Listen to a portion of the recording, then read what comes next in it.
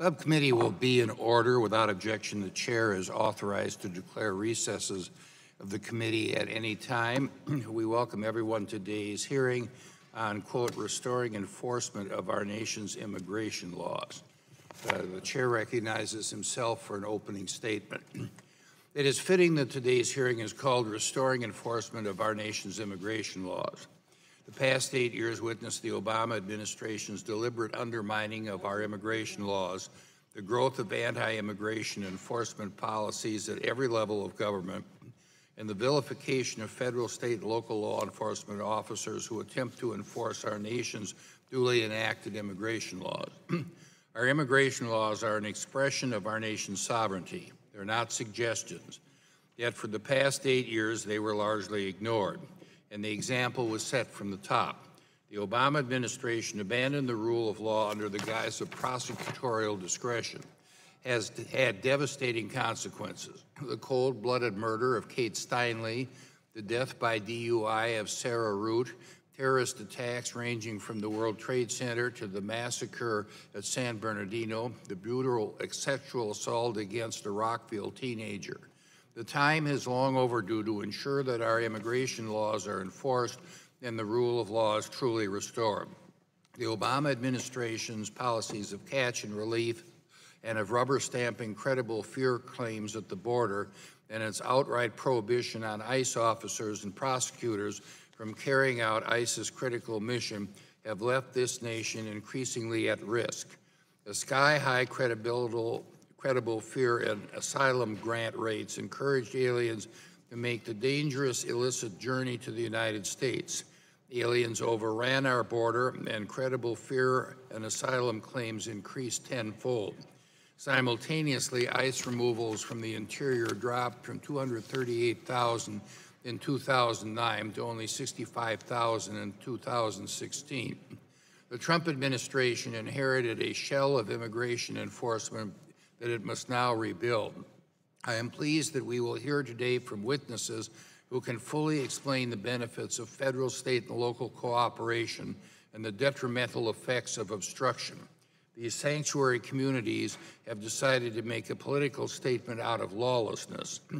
The declined Decatur outcome report that ICE will now regularly issue will prove itself a useful tool in continually identifying these jurisdictions and the criminals that they let out onto our streets. The government must discourage, not encourage, sanctuary policies and practices. Under DHS's November 14, 2014 departmental guidance, ICE was given stringent parameters regarding these removable aliens that was permitted to apprehend and seek to remove. Additional guidance ending the successful Secure Communities programs further constricted these parameters.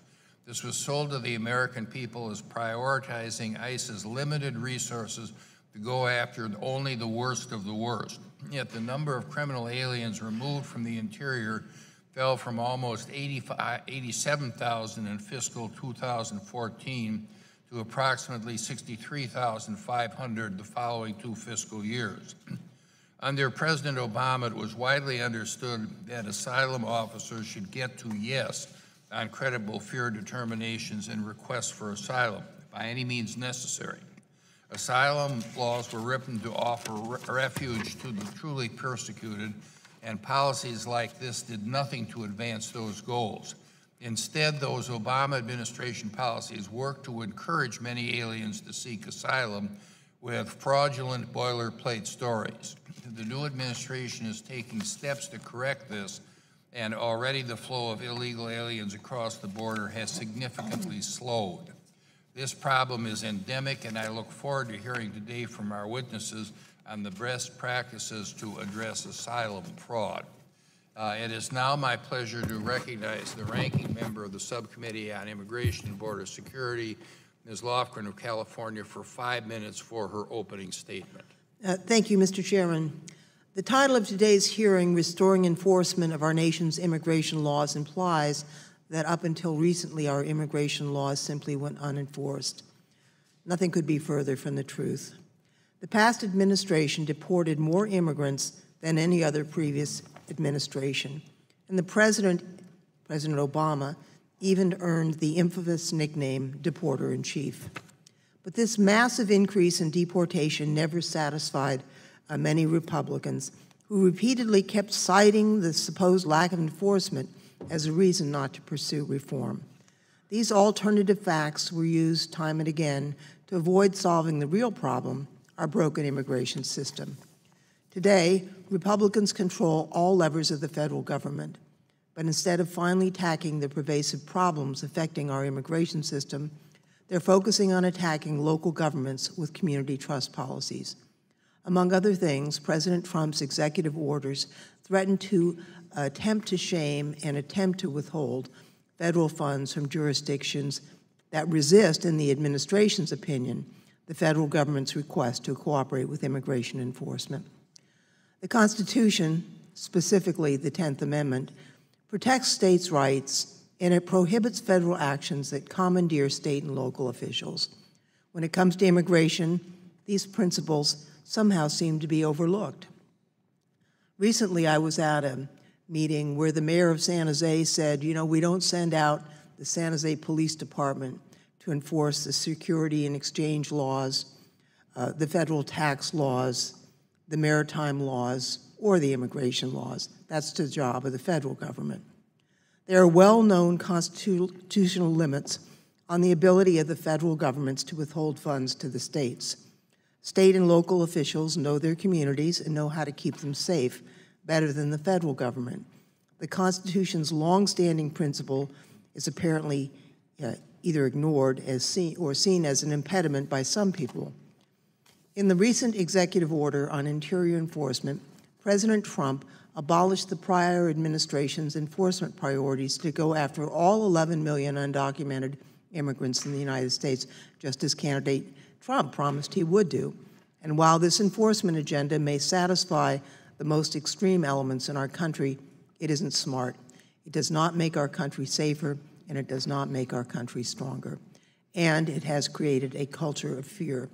There are videos of parents taken from their U.S. citizen children by armed ICE officers wearing the word police on their vests. There are stories of mothers who've lived in this country for decades being deported after dutifully checking into ICE appointments. And there are threats by the head of the Department of Homeland Security, the Secretary himself, to separate mothers from their children for deterrence purposes. The fear caused by these acts is pervasive, and it is paralyzing communities across our country.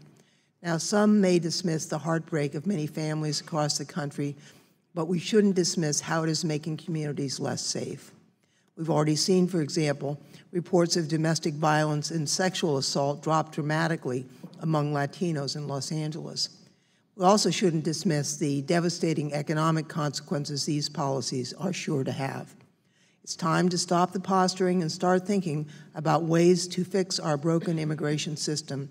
I stand ready to work with my colleagues across the aisle to reform our immigration laws from top to bottom. And with that, Mr. Chairman, I would yield back the balance. Oh, if I could, Mr. Chairman, I would also ask unanimous consent to enter into the record statements from the following individuals and organizations expressing concerns about President Trump's immigration enforcement policies, and that would be the National Immigration Justice Center, the Chief of Police of Marshalltown, Iowa, the retired Chief of Police of Garden City, Kansas, the Fair Immigration Reform Movement, the National Task Force to End Sexual and Domestic Violence, the Massachusetts Immigrant and Refugee Advocacy Coalition, as well as a letter from 292 law professors and scholars saying that the President's executive order is unconstitutional. The gentleman from Virginia and the chairman of the full committee, Mr. Goodlatte, is in the Senate, and I wish him well in whatever he's talking about there. We all wish mere House members will have to ask the voters every 2 years to send us back dealing with the senators. And I would now recognize the ranking member, Mr. Conyers of Michigan, for his opening statement for 5 minutes. Mr. Chairman, was the unanimous consent request? Oh, without objection, Ms. Lofgren's unanimous consent request will be granted. Thank you, Mr. Hearing Chairman. none, so ordered.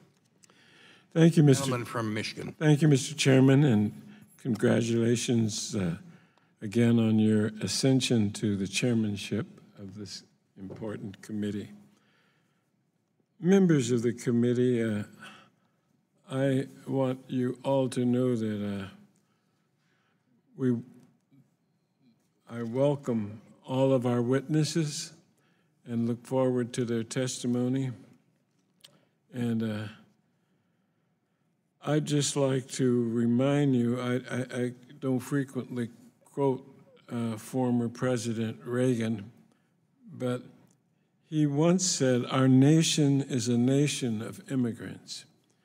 More than any other country, our strength comes from our own immigrant heritage and our capacity to welcome those from other lands." That quote was uncontroversial among my Republican friends and colleagues then, and it should remain so now. Affirmation of the moral and social worth of immigrants is not a partisan position. It is simply American. As we begin today's hearing, I urge my colleagues to use this forum to examine sensible, effective measures rooted in fact and practice for enforcing our laws and keeping our communities safe. One fact we must consider is that studies have repeatedly shown that immigrants in the United States are less likely than native-born Americans to engage in crime. The vast majority of immigrants in the United States are peaceful, law-abiding individuals who support their families and communities.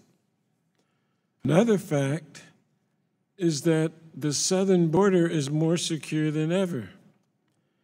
Apprehension rates at the southern border have plummeted since the 1980s, and apprehensions of Mexicans specifically have reached their lowest point in nearly half a century. This helps explain why most Americans don't want the Trump border wall, which would cost upwards of a staggering $20 billion to build and $750 million annually to maintain, it is estimated. Notwithstanding these facts and others, the current administration continues to vilify immigrants and attack the communities that have decided not to conscript their law enforcement into a mass deportation force. In fact, yesterday, Attorney General Sessions threatened to withhold federal funds from such jurisdictions. Let me be clear, Attorney General Sessions should not substitute his judgment for that of law enforcement in local jurisdictions who know what it is best to keep their communities safe. The Attorney General purports to place a high priority on fighting crime, but threatens to withhold much-needed Justice Department funding from the very agencies that are on the front line in protecting all of us. Over 600 counties and cities have made the decision to resist the administration's efforts to conscript their local officials into a mass deportation force because experience and data show that local enforcement of federal immigration law often makes communities less safe. It breeds profiling, discrimination, and distrust. Immigrant victims and witnesses stop reporting crimes to authorities, and criminals grow emboldened. In fact, studies have shown that these sanctuary cities are actually safer and more prosperous than their non-sanctuary counterparts. Finally, under the guise of enforcing the law, We've already witnessed Donald Trump and his administration follow through on divisive campaign rhetoric with actions that threaten our core American values and will do nothing to make us safer. To cite a few examples, in less than 90 days, this administration has already threatened an unconstitutional use of federal spending authority to strong-arm local jurisdictions into enforcing federal immigration law. Two more points, undermined the Fourth Amendment by pressuring cities into detaining immigrants without probable cause. And finally, has conducted indiscriminate raids on peaceful immigrant families in their homes, places of work, and even in their schools. Such anti-immigrant measures not only raise serious constitutional concerns, but they're contrary to our proud history as a nation of immigrants. I thank the chairman, welcome again the witnesses for their testimony today, and I yield back. Thank you. Without objection, other members' opening statements will be made part of the record. We have a very distinguished panel today, and I will begin by swearing in our witnesses before introducing them. If you would, all please rise. You solemnly swear the testimony that you will give before this committee will be the truth, the whole truth, and nothing but the truth, so help you God. Let the record show that all of the witnesses answered in the affirmative.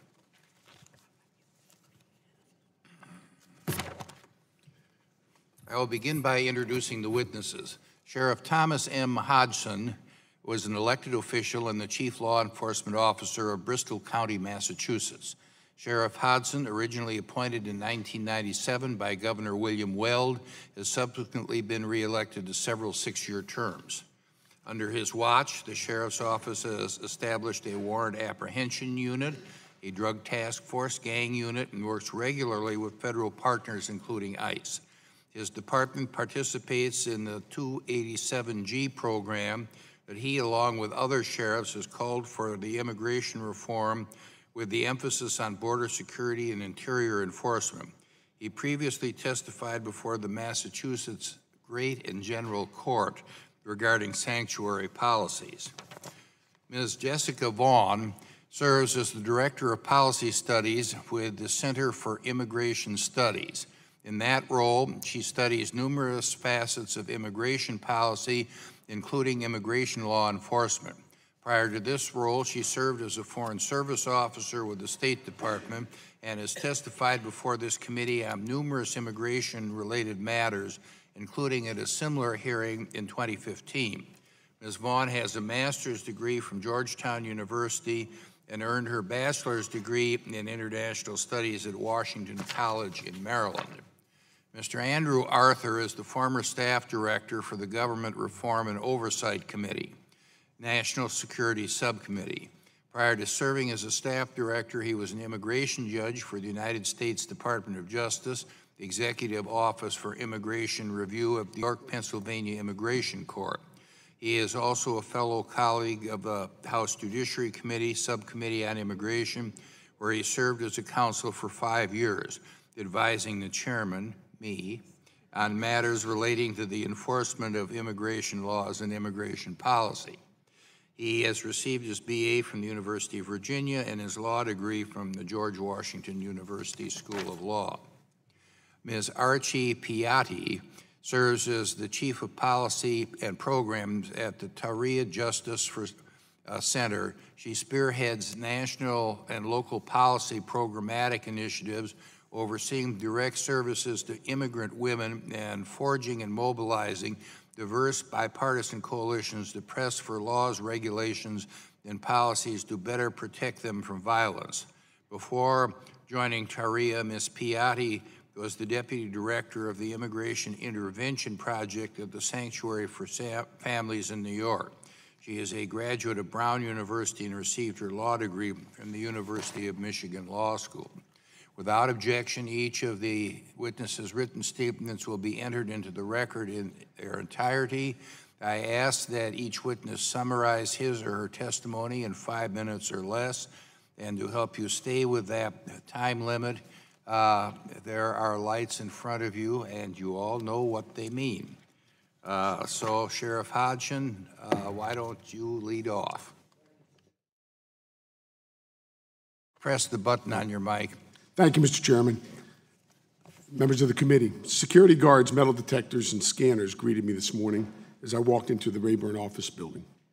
These measures are in place to protect the safety of everyone inside. Most people are cleared pretty quickly and go about their business. It's the others who intend to do us harm, those who have no respect for our laws, that we have to worry about. It's those whom the Capitol Police must deny entry. We owe the same level of protection and safety to our legal residents.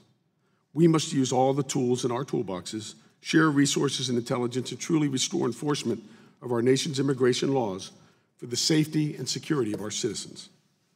Public safety is my #1 priority. Public safety is your #1 priority. Public safety is any government's and any government official's #1 priority. Public safety is what brings me here today. And there's arguably no bigger threat to public safety than illegal immigration. Mr. Chairman and esteemed members of this committee, I want to thank you for inviting me to testify this morning on what is perhaps the most dangerous threat to national security and the safety of all Americans. Good, thoughtful immigration law exists as enacted by legislators like you decades ago. However, if a law is not enforced, it's useless verbiage protecting no one and accomplishing nothing. As a sheriff for 20 years and a police officer for 6 more, I've spent my career enforcing laws. I have a sworn duty to uphold the Constitution of the United States and enforce all laws, whether I agree or disagree with them, just as you took the oath of office to faithfully and discharge the duties of the office on which you entered. The law is what you and the courts say it is. But unfortunately, due to years of liberal policies tailored to non-enforcement, Congress now has to hold hearings on how to enforce laws that have been on the books for decades. Most of my law enforcement colleagues will agree that severe damage has been done to national security by lackadaisical enforcement, and the only thing we can do now is move forward and discuss how we can fix it. The fact is, our nation would be better off and our citizens would be safer if we never stopped enforcing immigration law and if we never formed or turned a blind eye towards sanctuary cities. Local, county, state, and federal law enforcement all working together to keep the public safe. Sharing resources and intelligence as much as possible, working together as one team with the simple goal of keeping the public safe. Our law enforcement team has an opposing team that consists of local officials, elected or appointed, who have created and advocated sanctuary cities, states, communities, and even colleges. These officials pledge not to work with, cooperate, or even communicate with federal immigration enforcement. As a result, these safe zones have become magnets for illegal aliens, some of which have violent criminal records. At best, sanctuary cities are a direct violation of trust between the legal residents and the elected officials who took an oath to protect them at all costs. At the worst, it's careless, illegal, and extremely dangerous. If these sanctuary cities are going to harbor and conceal criminal illegal aliens from ICE, which is in direct violation of Title 8 of the U.S. Code, federal arrest warrants should be issued for their elected officials. At a time when these officials are pledging to not work with federal law enforcement, I've doubled down on my commitment to partner with federal authorities and boost public safety by becoming the second organization in New England to enter into 287G. If there's one thing our country learned from 9/11, it's that all branches of law enforcement have to work together and share resources as much as possible.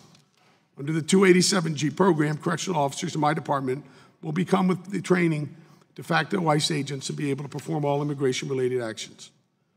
Our officers will be able to identify, process, detain, and assist in deportation of criminal illegal aliens in Bristol County.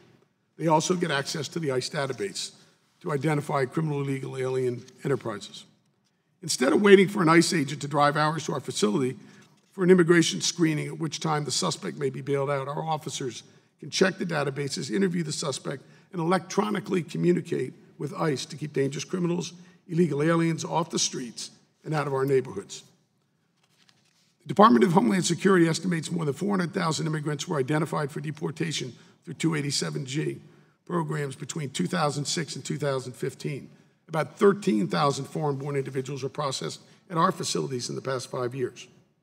This program can result in just one dangerous criminal, illegal alien not being able to commit another crime in the U.S. Deportation or detention, then it's a tremendous tool in our toolbox and a no-brainer in terms of public safety.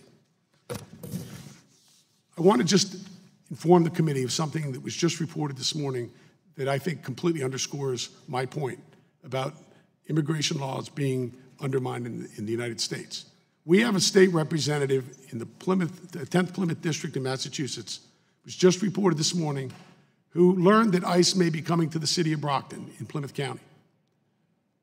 Sent a message, all alert message out on Facebook telling everyone that ICE is going to be coming, and make sure you don't answer your doors and make sure that you stay out of sight.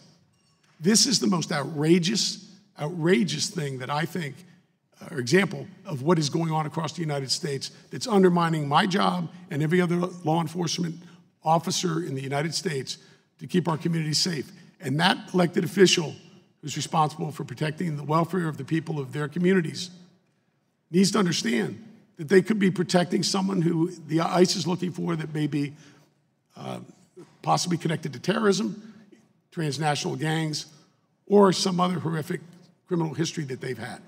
Thank you for the time, Mr. Chairman. Thank you, members of the committee. Thank you, Ms. Vaughn. Good morning, and thank you for the opportunity to testify on this very timely topic, restoring enforcement of our nation's immigration laws. President Obama's policies left immigration enforcement in a state of collapse.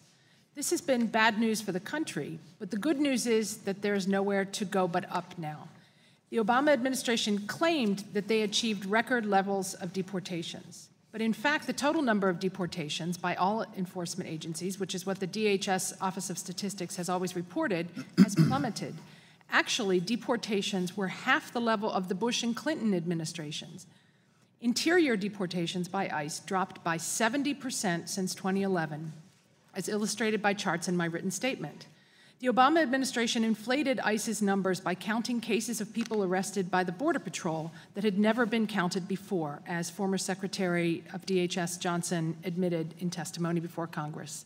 The Obama administration claimed that they were doing smarter and more effective immigration enforcement, but in fact they operated a massive catch-and-release program, both at the border and in the interior. About 40% of the people caught by the Border Patrol trying to cross into the country illegally in 2014 and 15 were allowed to enter and were still here in 2016. Just this morning, I was on a conference call with an ICE field office director and some local law enforcement agencies in her area, and this ICE official said that they have seen an increase of 20 to 25% in their caseload as a result of new illegal immigration at the southwest border. Not only are the illegal border crossers still here, so are about 950,000 other illegal aliens who have completed their due process and received a final order of removal, but are still here in the country. And the smarter, more effective enforcement in the interior included releasing more than 86,000 convicted criminal aliens in 3 years. More than 100 of these individuals were arrested for homicide after their release, including one man who killed 21-year-old Grant Ronnebeck in Mesa, Arizona in 2015 after being released. The previous administration claimed that they were focused on felons, not families, but in fact, deportations of criminal aliens declined by 60% since 2011, even as they implemented the Secure Communities program, allowing ICE to identify more criminal aliens than ever before. The previous administration claimed that they were simply exercising what they called prosecutorial discretion, but in fact, they were giving out immigration benefits, literally millions of work permits to illegal aliens and others not otherwise eligible to stay.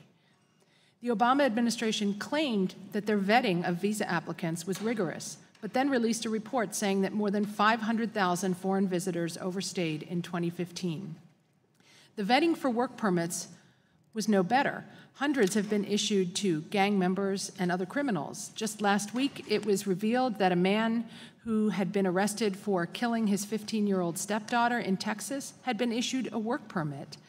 He had arrests on his record for smuggling, assault, and theft, and ICE was trying to deport him, but instead he was issued a work permit under the previous administration's policies. I don't dismiss the disappointment of families who have been allowed to live here illegally for all these years or gotten away with it, but this lack of enforcement has imposed enormous costs on American communities. These costs include lost job opportunities and stagnant wages for Native workers, higher tax bills to cover increased outlays for social services and benefits, compromised national security, and increased public safety threats. The Trump administration has already taken steps to reverse this state of affairs, and already to good effect. They've ended the catch and release policies at the border. They've discarded the strict prioritization scheme that exempted so many illegal aliens from deportation. They're taking steps to rebuild partnerships with local law enforcement agencies, including expanding the successful 287G program. They're planning to use accelerated forms of due process so as not to drag out the deportation process and to prevent clogging up the immigration courts even further. They're reviving task forces focused on smuggling, document fraud, gangs, and other transnational crime, the entire infrastructure that supports illegal immigration. This is making a difference, but some things can be done only by Congress. No matter how many miles of barriers are built, how many ICE agents are hired, or how much more rigorous our vetting system becomes, as long as employers think that they can get away with hiring illegal workers, they will keep doing it. And as long as there is someone who will hire them, people in other countries will keep trying to come here illegally. We need Congress to enact a phased-in universal E-Verify requirement to help turn off the job magnet that motivates so many. We need the Davis-Oliver Act to shore up the weak spots in the Immigration and Nationality Act. And we need to address the problem of sanctuaries, which interfere with ICE's efforts to remove criminals, meaning that they get to stay here and have the opportunity to reoffend and create new victims. Finally, Congress must reduce opportunities for executive abuse of authority on work permits, parole, deferred action, and other gimmicks that have been used by presidents in the past to make an end run around the laws crafted by Congress. Thank you. Thank you, Mr. Arthur. Mr. Chairman, Ranking Member Lofgren, and members of the subcommittee, I thank you and I thank Chairman Goodlatte for the opportunity to testify on this important topic. I've been involved in immigration for more than 2 decades. When I started, the Simpson-Mazzoli Act was in its 5th year of implementation. It will turn 31 on November the 6th, but the premises of this legislation remain sound today. That immigration is essential to the well-being of the country, that our immigration laws must be enforced to be effective, and that employment is a magnet that draws immigrants to the United States. Unfortunately, the '86 Act has never been fully enforced. The employer sanctions provisions have never been implemented effectively, and the document fraud provisions are all but a dead letter. As a result, the jobs magnet has not been shut off, and the population of aliens in the United States illegally today dwarfs that which confronted the 99th Congress. I credit this committee with returning the issue of immigration enforcement at the beginning of the 115th Congress, and I'm hopeful that your efforts and oversight will result in an immigration system that both addresses the needs of our country and protects the wages and working conditions of all Americans, both citizens and lawful permanent residents. Much has changed in immigration since November 1986, but the primary change has been an expansion of the focus of enforcement on national security. The main reason that I left the INS, where I had been acting chief of the National Security Law Division, in July 2001 to come to this committee was because I did not believe that we were doing enough to address the terrorist threat from abroad. I was in this room when the chairman and Ranking Member Conyers took steps needed to address that threat, and I'm grateful for their leadership. But I believe that more still needs to be done. For 8 years, I served as an immigration judge in York, Pennsylvania. As a judge in a detained court, my docket consisted of lawfully admitted aliens who had committed removable offenses and aliens unlawfully present in the United States who had been apprehended in the interior or along the border. I will focus on this latter group today. Much attention has been placed recently on the vetting of refugees. I can speak to that matter further, but I think it's important for the members to also focus on a separate but similar group of aliens, those in expedited removal proceedings who have claimed a credible fear. Unlike refugees, aliens claiming credible fear have not been screened before coming to the United States, and for reasons that I detail in my written statement, are generally not screened effectively after they enter either. A few of these individuals have actually bypassed the refugee screening process altogether, leaving refugee camps and making their way to the southern border of the United States, where they are apprehended or turn themselves in to U.S. immigration authorities. Unlike the orderly system that the United States government has in place abroad for refugee admission, the system for screening those entering illegally is overburdened and lacks the necessary resources to effectively separate those who may pose a danger to the United States from those in legitimate need of protection. Rumors abroad, fueled in part by a failure within the United States to enforce our immigration laws, have also encouraged men, women, and children to trust their lives to smugglers and traffickers. The sobriquets coyote and snakehead do not accurately describe the savage and debased nature of those who prey on the desperate and whose stock in trade is human misery. Enforcing our immigration laws will quell those rumors and undercut the ability of smugglers to peddle their trade. It has been argued that some of those seeking to enter the United States illegally have been told by smugglers, friends, or fellow migrants that there is no real cost to entering illegally. If they avoid apprehension at the border, they will never be removed. But if they are apprehended at the border, they can still stay by making fraudulent asylum claims. So it's been said. This is undoubtedly, in some cases, true. Many asylum claims do not hold up to scrutiny, are inconsistent with country conditions, are internally inconsistent, or contradicted by the record as a whole. The ability of government officials, Border Patrol agents, asylum officers, ICE attorneys, and immigration judges to identify fraud in the credible fear process is crucial to squelching those rumors and to the prevention of that misery before it begins. It is also essential if we are to protect the American people from the criminals and national security risks who would take advantage of our humanitarian system to do harm to our communities.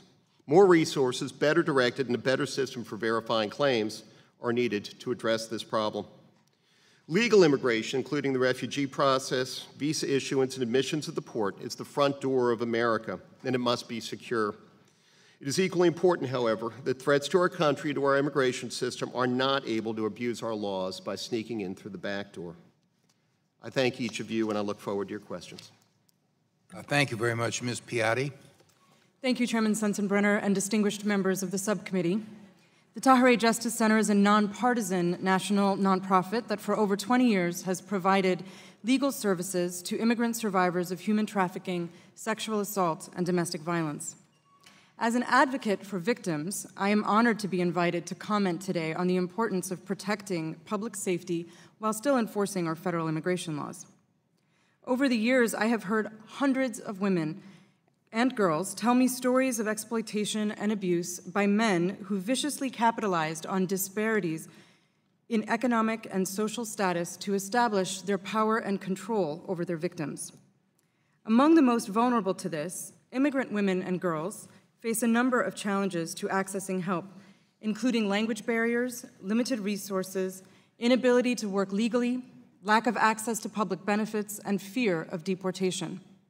Many abusers use a woman's lack of immigration status as a potent tool by threatening that their victims could be deported away from their children. This is an all too familiar narrative for my organization's clients, many of whom have been harmed by U.S. citizen men. Congress recognized this when in 1994, with robust bipartisan support, it passed the Violence Against Women Act and created in 2000 the U&T visa programs to, I quote, strengthen the ability of law enforcement agencies to detect, investigate, and prosecute cases of domestic violence, sexual assault, and trafficking. These laws encourage victims to report and cooperate with law enforcement to help get violent criminals off our streets and make all of us safer. These critical protections and the public policy goals of community safety they serve are now being significantly undermined because of misguided immigration enforcement policies. Secure communities, 287G agreements, and the like rely on a false narrative. There is no data to suggest that localities with community trust policies have more criminal activity than others. On the other hand, there is data to suggest that localities with community trust policies have actually achieved a reduction in crime. I heard just a few weeks ago a very compelling story by one police chief who who told me that one morning there was a gentleman driving his car with his domestic partner, his girlfriend, in the car with him. She attempted to, I'm sure was a victim of domestic violence, she was attempting to escape the car. He dragged her back in, slammed the door, and shot her right there at 9 a.m. in the morning in broad daylight. The gentleman kicked her out of the car and sped away. There were only 2 eyewitnesses to this crime, 2 undocumented men who were day laborers standing outside a store nearby. When police came to try to investigate the crime and find the man who murdered this woman, they questioned the witnesses. The witnesses said they would be happy to cooperate, but asked for reassurance that they wouldn't be deported. When the police gave them that reassurance, they were able to identify the assailant and were able to apprehend him and prosecute him and bring him to justice. More than 600 jurisdictions nationwide have enacted community policing strategies precisely to serve this goal of enhancing public safety. A recent report concluded that there are, on average, 35.5 fewer crimes committed per 10,000 people in so-called sanctuary counties than there are in non-sanctuary counties. For this reason, major policing groups, including the Major Cities Chiefs Association, have opposed efforts to defund so-called sanctuary jurisdictions. The policies of the January 25 executive order on interior enforcement are already having a devastating, chilling effect on reporting of criminal activity. In Denver, City Attorney Kristen Bronson reported that 4 domestic violence victims informed her office that they no longer wish to pursue charges against their abusers out of fear that doing so will place them at risk for deportation. In Los Angeles, Police Chief Charlie Beck said that reports of sexual assault have dropped by 25% and domestic violence by 10% among the Latino population since the beginning of the year. Less than 3 weeks after the president issued the executive order, ICE agents arrested an immigrant woman outside a courthouse in El Paso, Texas, where she had gone to seek an order of protection from her abuser. The result? Fear of reporting spread like wildfire. Domestic violence shelters in highly diverse areas reported a large drop in the number of women coming in for services, indicating that undocumented victims aren't taking the next steps to escape abusers, such as pressing charges or moving into shelters. One of our clients, who years ago called the police and cooperated with law enforcement after being brutally beaten by her husband while she was pregnant, recently said, "I needed help. And at that time, it was not like now. You believed the police were there to help you, not that they would come and deport you. Now, I would think they would just come and deport me because that is what my husband was telling me, and that is what we are hearing everywhere. That is what we are seeing now, even though I did not commit any crime." I applaud this committee for taking so seriously issues such as trafficking, sexual assault, and domestic violence. I hope your concern spreads to all victims, including immigrants and those victimized by United States citizens. I trust you will direct your outrage toward strengthening laws like VAWA and pursuing policies that will actually protect our society's most vulnerable individuals. The difficult truth is that policies like Secure Communities and 287G will not effectively prevent crime. Instead, they leave perpetrators on the streets. I urge Congress to avoid crafting policies that seem like they could enhance safety, but that will, in fact, have exactly the opposite impact. Thank you. Thank you very much. I see the chairman of the full committee is here, and without objection, I will recognize him for 10 minutes for his opening statement and his questions. Without objection, the gentleman from Virginia is recognized for 10 minutes. Thank you very much, Mr. Chairman, for your forbearance, and I want to thank all the witnesses for their testimony today. When the Obama administration sailed off, it left in its wake a systematically dismantled immigration enforcement infrastructure. Through so-called priorities defined by the president, not Congress, the administration dramatically scaled back immigration enforcement and allowed millions of unlawful and criminal aliens to remain in the country free of consequence. By terminating successful programs, including Secure Communities, the administration permitted, if not encouraged, sanctuary city practices and policies. This left us with an immigration system more broken, more dysfunctional, and far friendlier to those that flagrantly disregard our nation's immigration laws, especially criminal aliens. The effects of 8 years of not-so-benign neglect of immigration enforcement will be felt for many years. Earlier this month, 2 students at Rockville High School in Rockville, Maryland, brutally raped and attacked a fellow student. Reports indicate that the perpetrators of this horrendous crime both entered the country as unaccompanied alien minors from Central America, likely drawn here by the Obama administration's policy of releasing such aliens to their relatives in the United States, often illegally present themselves. This was a double tragedy because both of its impact on a young girl's life and because it could have been prevented by sensible immigration enforcement. School districts around the country are facing a gang epidemic, partly fueled by the Obama administration's policies. As this case and the countless others demonstrate, illegal immigration is not a victimless crime. Foolhardy jurisdictions continue to pass legislation and implement policies aimed at stymieing immigration and customs enforcement officers from enforcing the law. The same week as the tragedy in Rockville, a Baltimore City Council member introduced a resolution calling on ICE to only arrest those posing a, quote, serious risk, end quote. In discussing this initiative, the council member likened ICE officers to Nazis several times. Such rhetoric is reprehensible, creating a moral equivalence between genocide and a nation exercising a fundamental right and obligation of sovereignty. It is especially ironic given that the United States has long had the most generous immigration system in the world. In a deeply troubling move, San Francisco even announced that it would no longer participate in the Joint Terrorism Task Force because of concerns that the task force's duties may coincide with immigration enforcement. Sanctuary policies often focus on ICE detainers, notices issued by ICE to allow it to take custody of aliens in law enforcement custody in order to initiate removal proceedings. These irresponsible sanctuary policies have led to a sharp drop in ICE's intake of aliens from criminal detention facilities, which forces ICE agents to engage in the far more time-consuming and dangerous task of picking them up on the streets.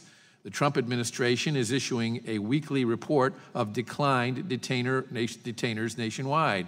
During the first week of the administration, 206 detainers were not honored nationwide, leading to the release of aliens who were arrested for or convicted of sex assaults, aggravated assaults, arson, robbery, and many other serious offenses.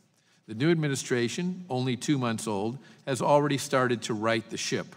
On January 25th, the President signed 2 executive orders aimed at securing our nation's borders and strengthening interior enforcement of our immigration laws.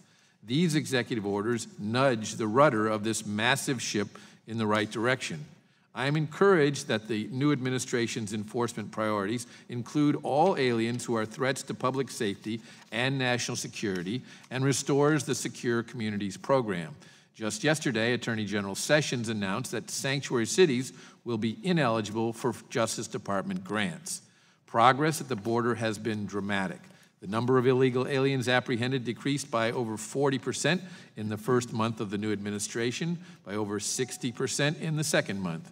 Yet, while this is encouraging, many thousands still make the dangerous trek across the border in order to turn themselves in and game our asylum system. It is no secret that credible fear and asylum claims have been being rubber-stamped, with claimants released with work authorization as they await their hearings, some now scheduled for 2021. I applaud the President for addressing bogus credible claims in the executive order. As much as I am encouraged by what the new administration is doing within the current statutory framework, it also desperately needs new statutory tools to enforce the immigration laws.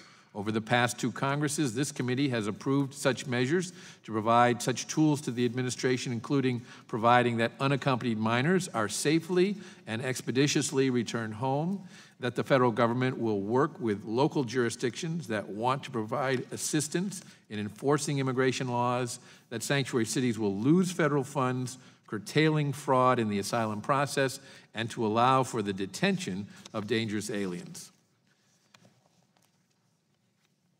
Sheriff Hodgson, welcome. I appreciate your testimony.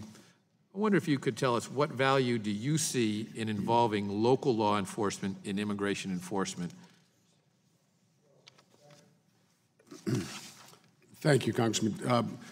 It is imperative that we participate in local law enforcement. One of the things that President Trump made very clear in one of his recent speeches was that to the sheriffs was, look, we recognize that you all have your boots on the ground. You have the information, the intimate relationships with the gang activities and the things that are going on, the intelligence we get through the prisons.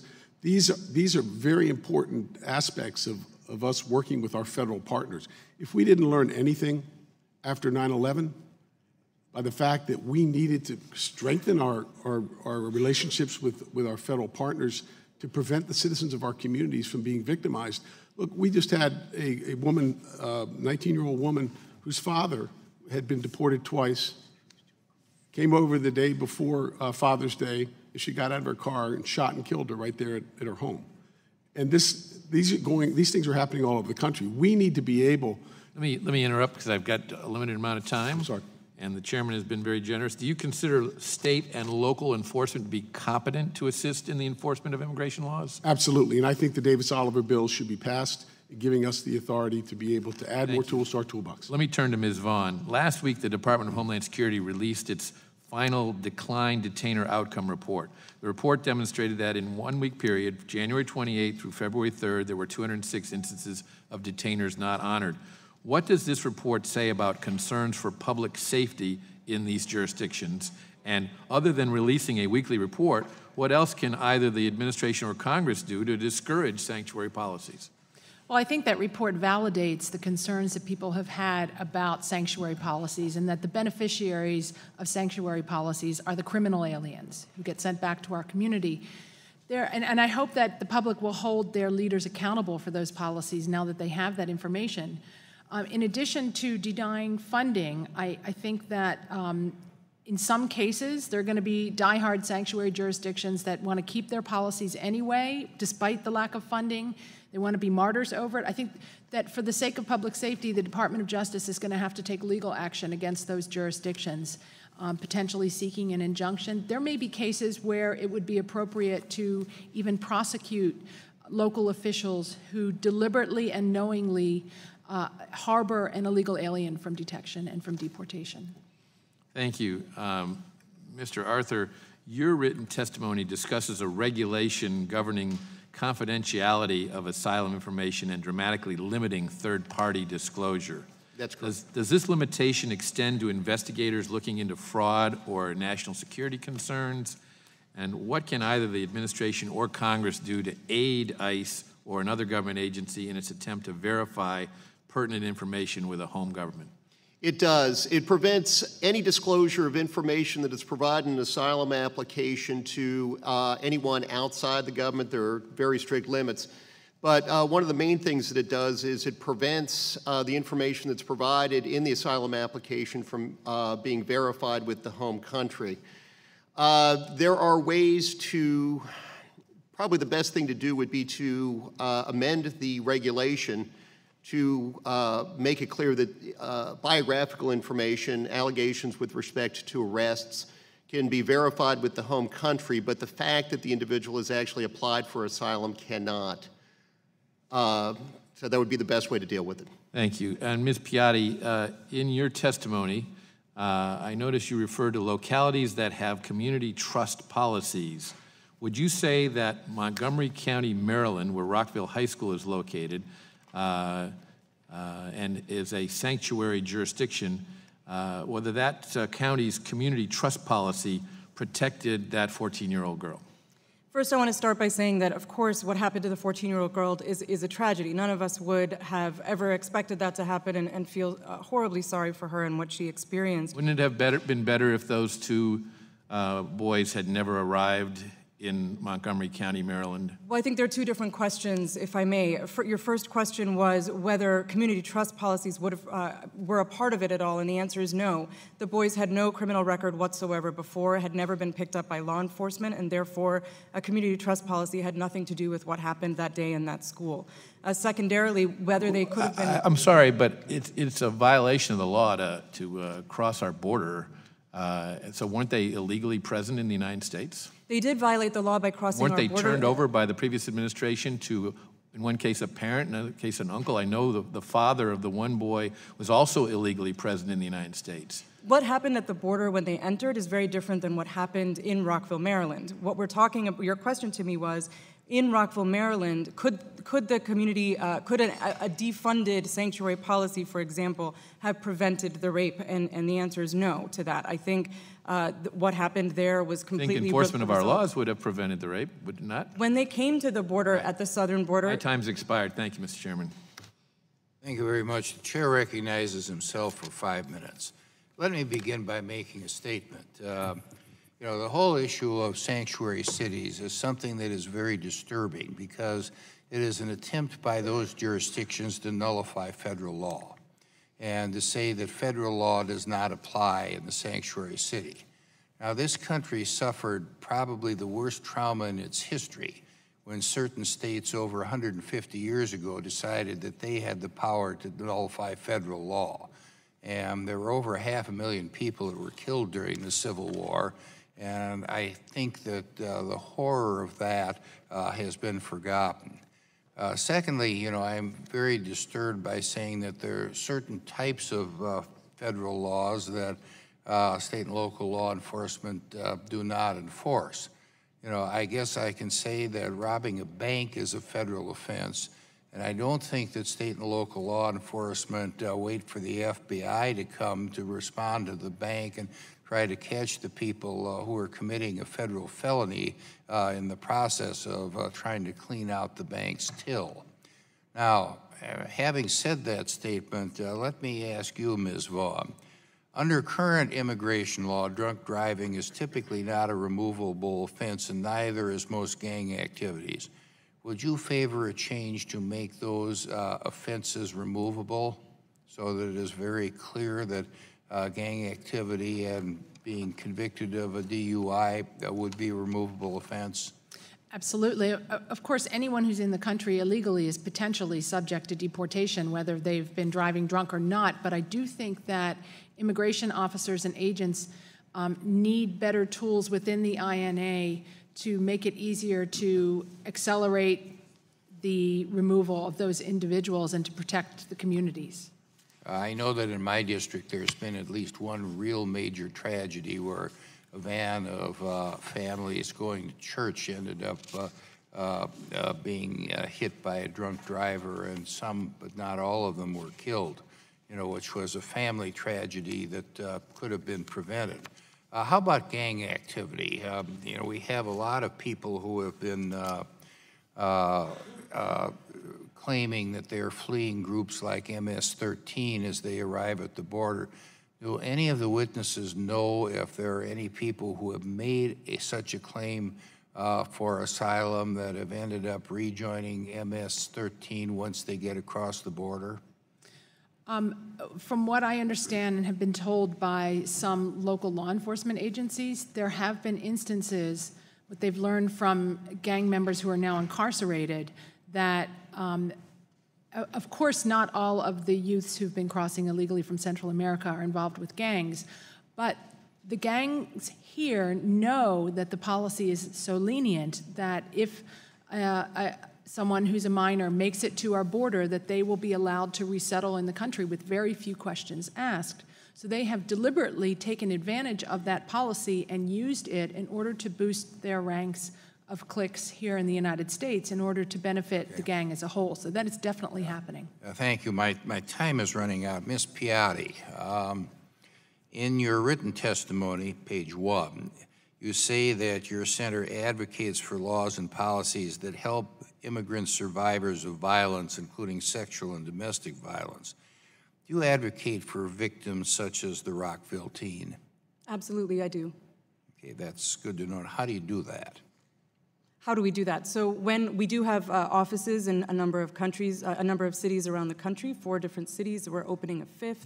Our work is to meet with victims, understand their situation, hear their stories, know if they have are eligible for any form of immigration remedy in this country, interview them extensively to find out if they in fact have a credible claim and one that might survive under the law.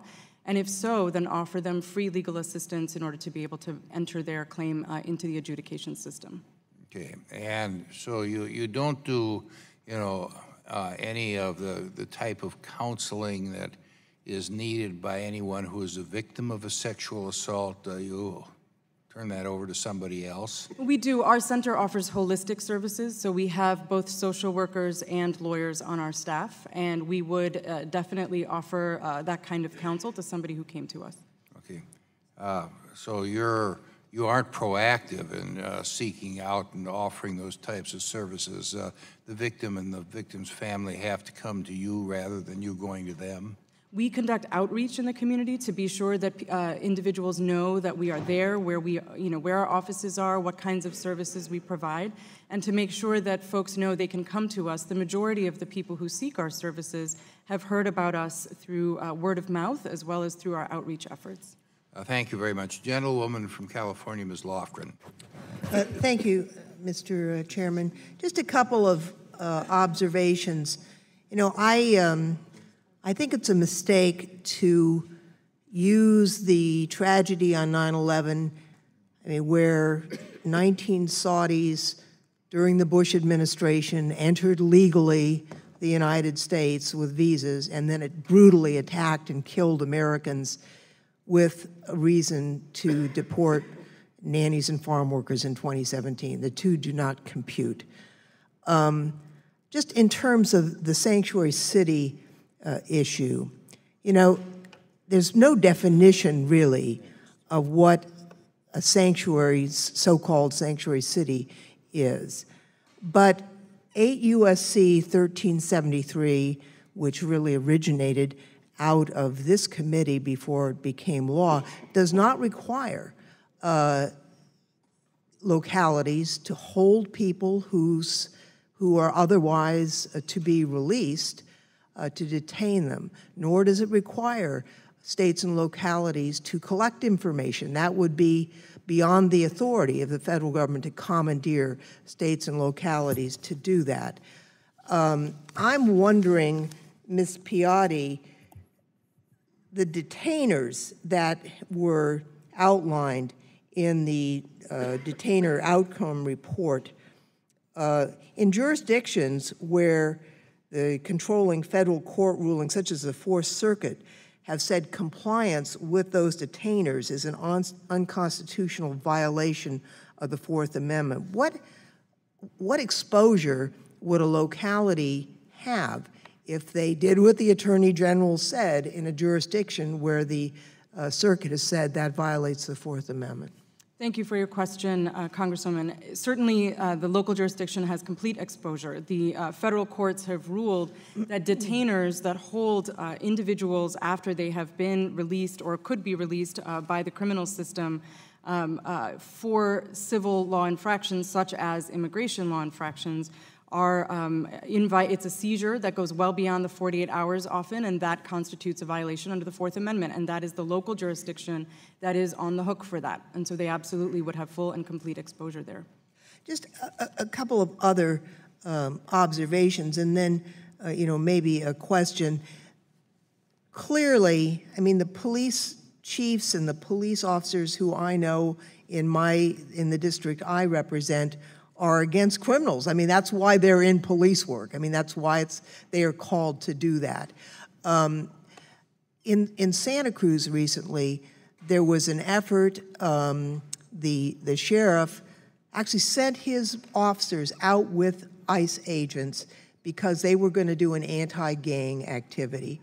And what he found out, at least what the law enforcement official said, was he'll never deal with ICE again, because instead of doing an anti-gang activity, they did just general immigration enforcement. Now they can't get immigrants to call in to report crimes. They can't get people to be witnesses. So I do think the distinction between federal and state obligations is an important one. Even though we often use, I mean, for example, DUI was an enforcement priority under the Obama administration. You had a DUI, you're going to be deported under the Obama administration. So I guess the question is, what is that distinction? I've had complaints out of California that ICE agents are putting the word police on their jackets even though they're not police.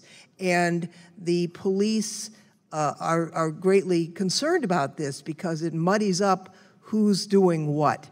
Do you think that when we talked to the Secretary of Homeland Security about this issue and explained that the sheriff in Los Angeles and the police departments all over California, I mean, because that's where I'm from, are complaining about this, he just said, well, he didn't care.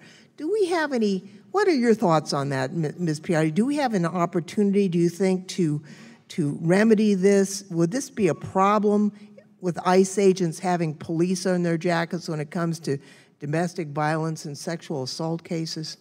I appreciate your question, Congresswoman. Certainly, I think anytime we commingle local law enforcement with immigration enforcement, we are in a very dangerous game. There are definitely officers wearing vests that say police, and it doesn't make clear that we're talking about immigration police wandering around in the streets. And we saw this at times in the Obama administration, and we're seeing it now in this administration. What we see is when people are in the community, let's say in a home, and afraid, I'm not going to pick up the phone and call 911 if I'm not sure who's going to show up at my door. What I need to be sure of is that if my child is watching me be hurt, when I call 911, my child and I are going to find safety and we're going to find protection. And the gentleman who's hurting me, whether he's my husband or family member, could be armed, could be dangerous, could be intoxicated, could be a danger to others in the community, and that person is actually going to meet justice. If I'm too scared to call 911 because I'm worried that because of who I am, where I'm from, what my national status is, or the color of my skin, I'm not going to get fair treatment, safety, and protection from my local police, then all of us are less safe. Mr. Chairman, my time has expired, and I yield back. Thank you. The gentleman from Texas, Mr. Smith. Thank you, Mr. Chairman. Mr. Chairman, many members of Congress, and as far as that goes, many members of the media, often say that immigrants are no more likely to commit crime than other individuals. But that, in my view, is a misleading statement because they don't distinguish between illegal immigrants and legal immigrants. When you look at the crimes committed by illegal immigrants, you find out that, for example, 35% of the individuals who are sentenced for federal crimes are illegal immigrants. 35%. Well, illegal immigrants are 3.5% of the population. So that means they are 10 times more likely to be sentenced for a federal crime than other legal residents. 10 times. And that's why we say rightfully that illegal immigrants are disproportionately dangerous to innocent Americans and dangerous to our communities and dangerous to our neighborhoods. Sheriff Hodgson, let me address my first question to you, and thank you for your strong testimony on sanctuary cities. Another figure that I know you're familiar with is that about a third, 30% or more of those who are released, the criminal immigrants who are released back into our communities, are rearrested for another crime. And the fact that we have law enforcement officials sworn to uphold the law, intentionally releasing these individuals into our communities, really makes me think that they're an accessory to the crimes that these illegal immigrants go on and additionally commit. It is just inexcusable. My question is this, and you've had so many good years of experience, what should the federal government do about the sanctuary jurisdictions that intentionally release these dangerous individuals back into our communities? Thank you, Congressman. What I believe they should do is, in those instances, we cannot say that elected officials who have taken the same oath that we have can decide which laws they're going to follow or not. They should be held to the same standards of accountability that we are. In those instances where they're intentionally harboring and concealing people they know to be in the country illegally, they should have federal warrants issued, arrest warrants issued for them. No ifs, ands, or buts. Okay, thank you, Sheriff. And Mr. Arthur, welcome back. Thank you, sir. A question for you. What programs are most abused by illegal immigrants to try to wrongfully stay in the United States? Anecdotally, it would appear that asylum is probably the #1 source of fraud in the system. Part of the problem, Mr. Smith, is the fact that there are no hard and fast studies on fraud in the system. GAO did an analysis back in 2002 in which they found that nobody could really estimate how much fraud there was. Don Crescetti, who had been the head of FDNS, the Fraud Detection National Security Directorate at CIS, testified before this committee back in the 113th Congress, I think it was, and indicated that a study had been undertaken that had found a fairly significant amount of fraud, but that had never been completed for various reasons within CIS. So there is marriage fraud. There are other forms of fraud, but just based on the number of credibility determinations or adverse credibility determinations in application, it would be asylum. Okay. Do you think it's a major problem or a minor problem, the degree of fraud?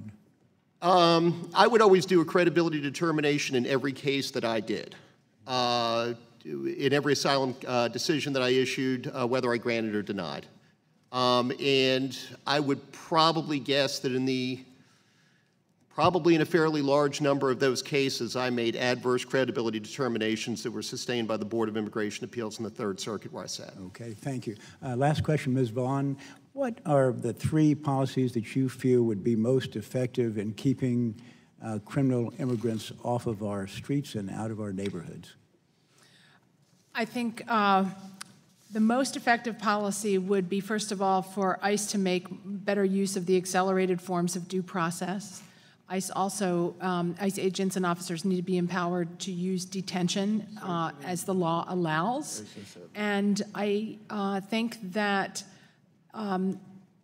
we need to take action against the sanctuaries because they've been releasing 1,000 criminal aliens a month for years now, and we know that they go on to reoffend, and it's a significant public safety problem. Like I said, over 30% are rearrested for additional crimes. I've heard even higher over longer periods of time, that they're comparable to the reoffense rates of all criminals. Okay, thank you, Ms. Time of Vaughn. Thank you, gentleman Mr. Chairman. expired. The gentleman from Michigan, Mr. Conyers. Thank you very much, Mr. Chairman. I thank the witnesses. Let me turn to the Chief of Policy and Programs at the Tahari Justice Center. Ms. Piatti,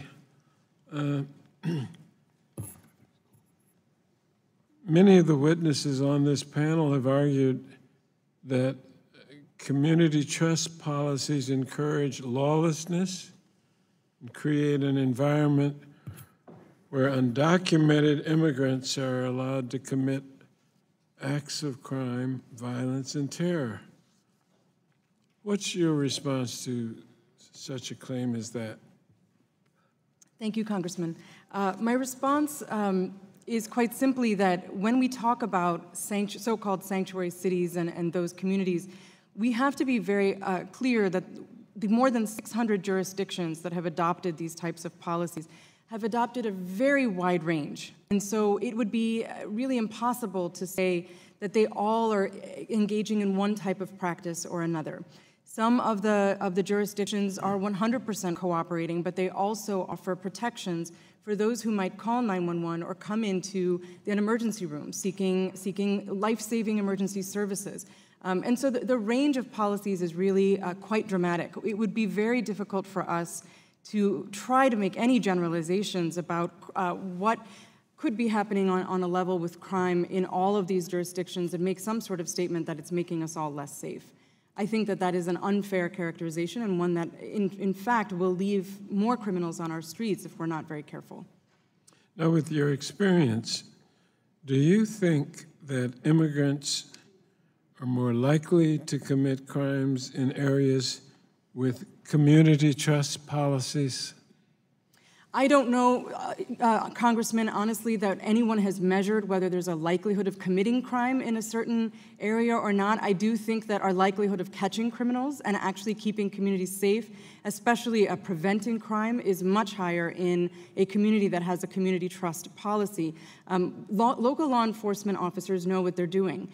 And they know that when they are trying to keep a community safe, making sure that when they walk around town, when they go to community events, when they patrol apartment buildings, when they are speaking with members of their town, that they are getting real information. When they say who is likely to be committing an offense, who is a criminal in your neighborhood, they need that information from the community in order to be able to make arrests and watch for crime and protect citizens and non-citizens in the community. If there is a barrier put up between local law enforcement and the community, there's no way for them to do their job effectively.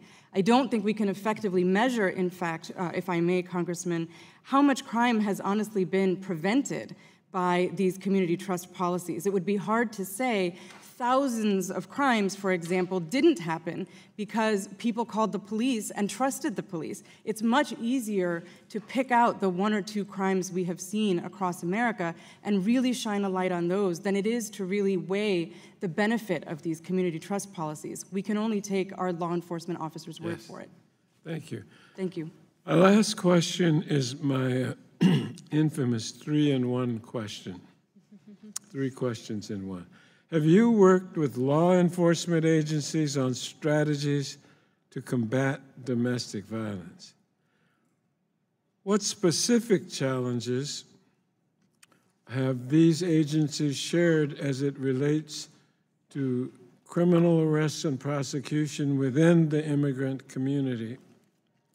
And finally, how do you think the Trump administration's approach to withhold federal funds will impact on these local law enforcement efforts? And I'll be happy to repeat any of them if necessary. I don't think you'll need that. I did take notes, Congressman. Thank you. Our organization does definitely work with local law enforcement agencies across the country, and I know many other organizations like ours do as well. What we do is we communicate with local law enforcement. We provide training on immigration law and on how to recognize victims in the community. We also work with them to identify different cultural barriers that might exist between local law enforcement officers and members of a community so that they might break down those barriers and find ways to actually get critical, vital information from those in the community. Some of the specific challenges we've learned involve a number of those that I cited earlier as challenges that the victims face. So it's a two-way street.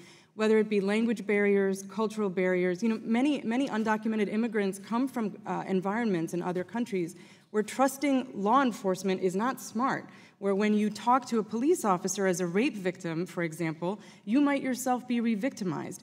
And so to say to a woman, as I have had to, honestly, these armed and uniformed police officers are here to help you, takes a lot of courage. I mean, not on my part. It takes a lot of courage for the victim to look at me and believe me and trust me and want to work with local law enforcement. So those are the challenges we've heard from law enforcement officers. We've also heard about those who prey on immigrant communities. We've heard about from local law enforcement officers. We've heard about notarios. We've heard about people who hold themselves out to be either legal representatives or members of the government. Since the Trump administration has come into power, there are a number, the executive orders have actually led to a sense of mistrust and fear in the community, but it's also led to a number of people standing outside apartment buildings, for example. In one community, I've heard this from several actually, saying, we are with the immigration and we're here to ask you questions. We'd like to see your papers. And then all of a sudden, you have people kind of trying to steal identity and trying to take information from law-abiding members of the community. So specific challenges law enforcement faces involve really policing in a cooperative way in communities that historically have not felt included in law enforcement efforts. And the Trump administration, honestly, I think coupled the actual executive orders that came in January, coupled with rhetoric, honestly, from the campaign trail, together have led to a sense of fear among community members, also a sense of confusion. What are our rights? Where can we go for help? Who can we call?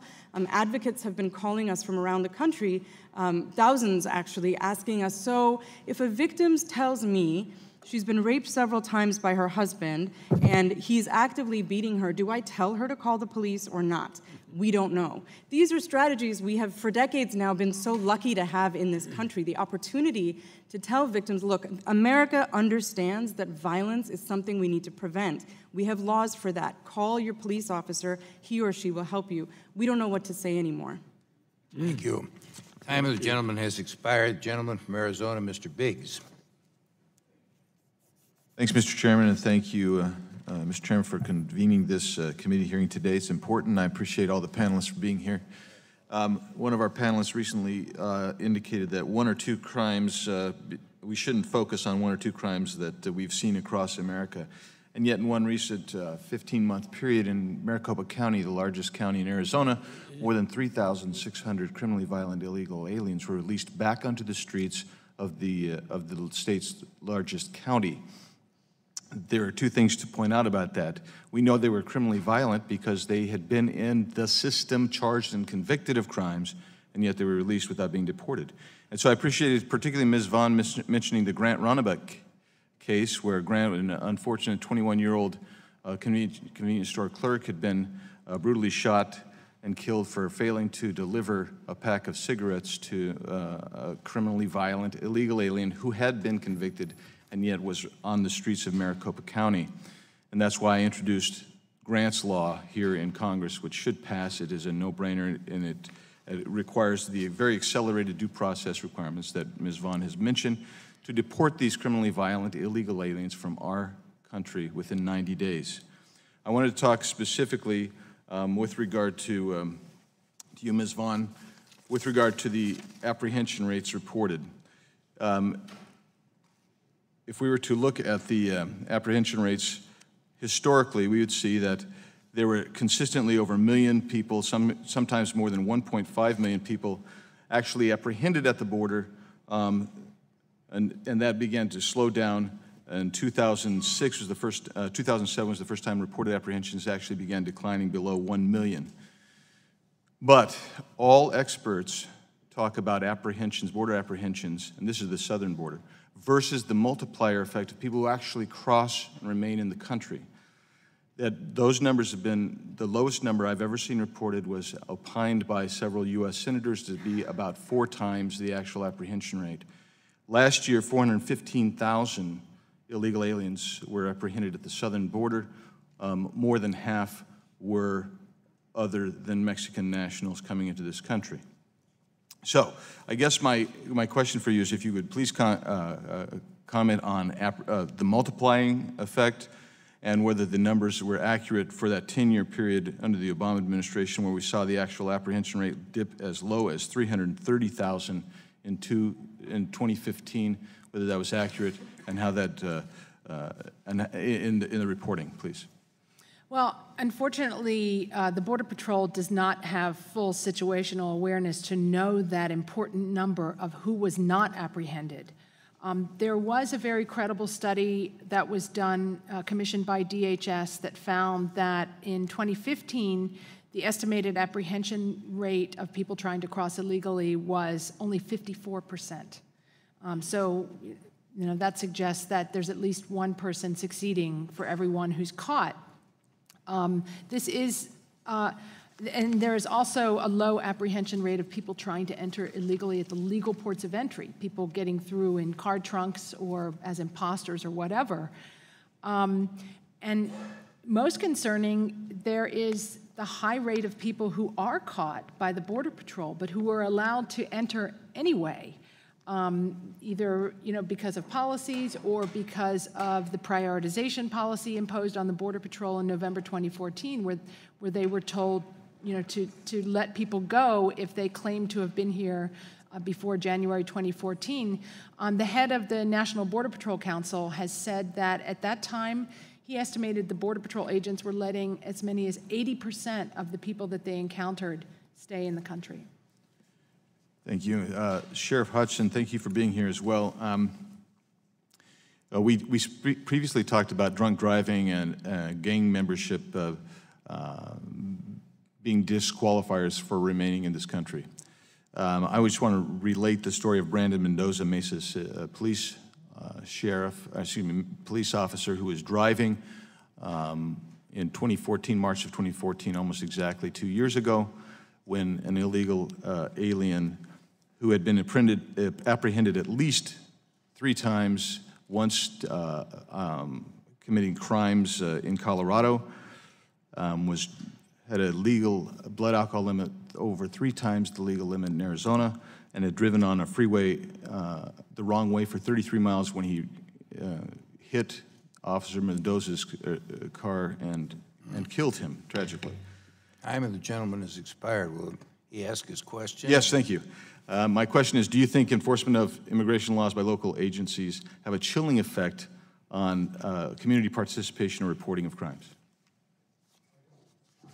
Congressman, I don't think so. I believe that the crimes that are happening in our communities, if illegals are not going to report those crimes, it's no different than what happens in America with criminals, people who've done something wrong. I don't understand why people have a problem with people feeling afraid that they've done something wrong in this country. If you have done something wrong, you should feel afraid, and you should be concerned if you violated the laws. And so I don't think any more than anyone else in our country, if you've done something wrong, there are going to be people who won't come forward. There are others who will. But the realities are that these things are happening in every community throughout the United States. Thank you very much. Gentlewoman from Washington, Ms. Jayapal. Sorry, Mr. Chairman, I'm here. I call on people in the order in which they appear for the committee. Ms. Jayapal appeared before you. I was here when everybody started. Okay. I know you don't want to hear from me, but I was here. Oh, I'm always when they all happy to started. hear from you, Mr. Well, then you should Gutierrez. follow regular order. I was here, present. Well, I listened to all 4 of the witnesses. I was here for all of their testimony. Okay, well, I just got a list from the staff on who appeared in what order. They must have made a mistake. made a And the mistake. gentleman from Illinois is I don't mind the recognized for gentlelady 5 minutes. can And would you certainly go, but- please reset the clock Thank you. so you get it all? Well, we want to make sure we can talk about the Sensenbrenner bill to start. I mean, maybe we should start right there. It was so popular, you don't even want to talk about it. But let's go on to some other stuff. Number 1, here we go again. Doesn't change. Mrs. Vaughn, she's always here. She's a regular. She'd be out of a job if we fix this problem. And we can fix this problem. But she'd be out of a job. Sheriff, they kind of rotate the sheriffs that come and kind of say what you say all the time. Judge, you're a new experience here. Thank you for the advocacy for our immigrant community. It all kind of changes here. But it really doesn't. We're not here to solve a problem. We're here to say that immigrants are drunk drivers, murderers, rapists, and gang members. Because it doesn't change. But that shouldn't surprise us since we have a president that said that all Mexicans are murderers, rapists, and drug dealers. The gentleman from away with Illinois that. will comply with the rules in referring to the president. I'll say Donald Trump. Is that okay? No, it's what you said, whether it's President or Donald Trump. But he did say it. The gentleman will comply with the rules and not cast aspersions on the No, president, okay. because those are rules of the I'm gonna- House, let and me the just gentleman repeat from that. Illinois knows that. But let me just repeat that. We have a president of the United States that said, and I can bring the YouTube video, that Mexicans are murderers, rapists, and drug dealers. Fact? Good. Let's move on. So it doesn't really surprise me, the conversation we're having here. So it's not looking for a solution. It's looking for a demonization of a community of people to score political points and not to resolve it, because we could resolve it. We can resolve this problem. But we don't want to resolve this problem, just like we don't want to resolve the health care issue in this country. We don't want to resolve it. We want to make a political point about the health care issue in this country. Because if we wanted to resolve it, we could do it. See, what we have here is people that say, how do we expect to restore Western civilization with other people's babies? That's what we have members of Congress saying. And that's part of what goes on here. It's a demonization. It's other people's babies. It's this constant, which I have to say, the president's playing one big role in all of it. Because you see, today, there are millions, at least 5 million American citizen children who live in fear of their federal government. live in fear of their federal government, because people go around calling their moms and dads murderers, rapists, killers, drug dealers, and drunk drivers. Millions of American citizen children. Shame on us for not responding. You know what those murderers, rapists do every weekend now under this administration? They go see lawyers so that they can prepare in the eventuality that they're deported and separated from their American citizen children. That's what they're doing, filling out guardianship papers, filling out who's going to get the car, how do you deal with the house, how do you deal with the contingency, what family member is going to be there. Shame on us for not resolving this problem and leaving a legacy of abuse against those 5 million since everybody wants to talk about the undocumented, which you call illegal, right? I want to talk a minute about those that are here legally in this country, those American citizen children. And that's what we do. And so we sit by smugly and we talk about 9/11. But we have a Muslim ban, and they didn't even include Saudi Arabia in the Muslim ban. Yet last time I checked, every last person that attacked this country was from Saudi Arabia. You know what it is? It's politics. Because also they want to make us afraid of who? Of the Muslims. So they have a Muslim ban. They call Mexicans one thing, Muslims another thing. And then they said, oh, we're going to leave the gay people alone, until they decided that transgender children and the transgender community would be one that we are going to attack. That's what happens here. And so we do not resolve the problem. We could resolve this problem because I happen to know for a fact that there are over 60 members of the Republican caucus who today would vote for a comprehensive immigration reform bill. Today. But we're not allowed to vote for that bill. And you know what evidence I have? Check last week. Why? Because you have radicals on that side of the aisle who say we will not allow there to be a vote on an issue. So they withdrew their own immigration bill. That's why we can't deal with this. We can deal with it in the Senate. We had 68 senators come together in the summer of 2013 to help solve this problem. And how could we do it? It's quite easy we could do it. Because what you do is, see, what we all know, Sheriff, here's what we all know. The resources do not exist of the federal government to pick up, jail, and deport 11 million people. You know what they can do? Insist on bringing fear to those people. Shame on all of us. The time of the gentleman has expired. He can see the clock up there like all the rest of us. And you took, Mr. Chairman, you took at least 15, 20 seconds admonishing me for something. No. If you were listening to me, Mr. Gentleman from Illinois, I asked that the clock be reset. No. You reset it one time, but not during the second intervention. Yeah, there's a video of this. Okay, well. Okay, what? Now you know why we have difficulty reaching. Mr. Chairman, I ask you, Mr. Chairman, Mr. Chairman, Thank you, Mr. I'd ask unanimous consent that Mr. Gutierrez be given an additional minute. I object. Objection is heard. The gentleman from Iowa, Mr. King, is recognized for 5 minutes. Shame on all of us. Thank you, Mr. Chairman. I would note that I was watching that clock, and you did reset it out of courtesy. And I would point out also that there was a complete and utter rebuttal, I'll call it a pre-buttal, of Mr. Gutierrez's statement on November 8th. The American people went to the polls and said, we want the law enforced and we want our streets safe. And so I want to first turn to Sheriff Hodgson and point out in your testimony on introduction, it says, the human cost and emotional impact of crimes committed by illegals is beyond measure. Could you speak to that? I know it's a thoughtful statement. Congressman, I can tell you, in one community in Massachusetts, in Milford, Massachusetts, there were 3 people killed by illegals in the small community of Milford. We're seeing these situations happening all over the country. And there's nothing wrong with us enforcing the laws that are on the books. And you can't ask law enforcement. Look, if there are members of the legislature that want to change the laws in Massachusetts or wherever, come here and lobby Congress. But don't tell us that we have to violate our oath and allow our citizens we're protecting to be exposed to greater risks. That's what's going on, Congressman. Thank you, Sheriff. And you pointed out also the Facebook post that gave a heads up that ICE agents were coming into the community. And so I opened up the federal code here, 8 U.S.C. 1324. And I want to read this into the record, and I want to ask you and others what you think about prosecuting under this, that individual or any individual.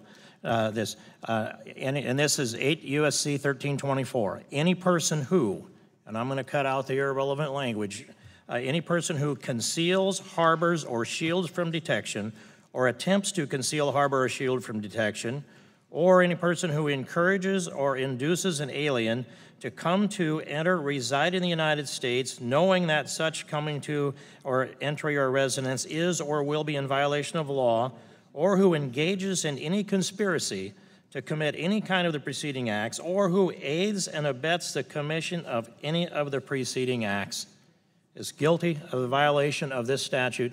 And if they did it for a financial gain, facing a 10-year penalty. If it wasn't for a financial gain, a 5-year penalty. Sheriff, you looked at that section, I know. Congressman, I've been repeating that section every chance I get because the truth is the law is the law. It's up to 5 years per illegal alien in that case. And I've called for, actually in the case with the Boston mayor and the mayor of Somerville, Massachusetts, came out and said, I will use City Hall if I have to violate federal law and protect these people, as well as in Somerville where the mayor said, I'll open my home. My answer to that was, act on Title 8, Section 1324, issue arrest warrants, and we'll figure out real fast how popular sanctuary cities will be in this country. I absolutely agree with you, Sheriff. And I turn to Ms. Vaughn. And you made a statement, there may be cases where we need to prosecute local officials. Did you have this section in mind when you made that statement? Yes, indeed. Yes, indeed. And is it your advocacy, do you concur with Sheriff Hodgson? Yes, I do.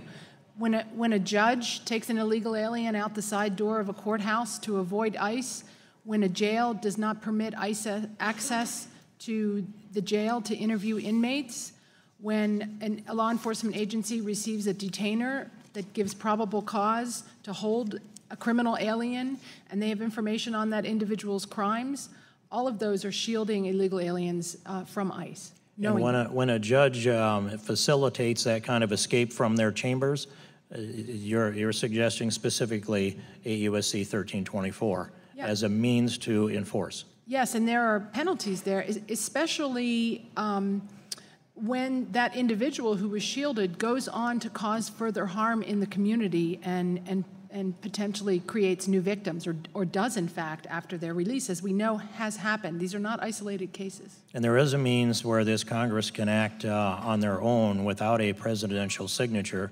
and what I'm thinking of is the impeachment of such judge.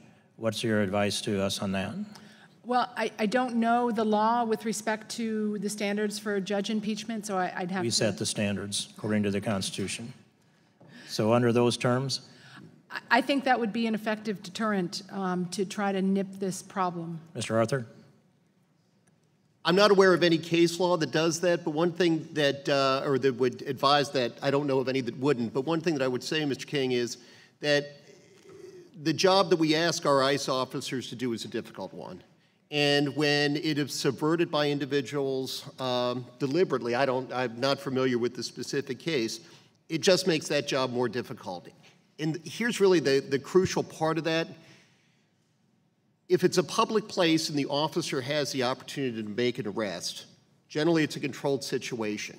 If the officers have to go to the home of that individual, it's not a controlled situation anymore.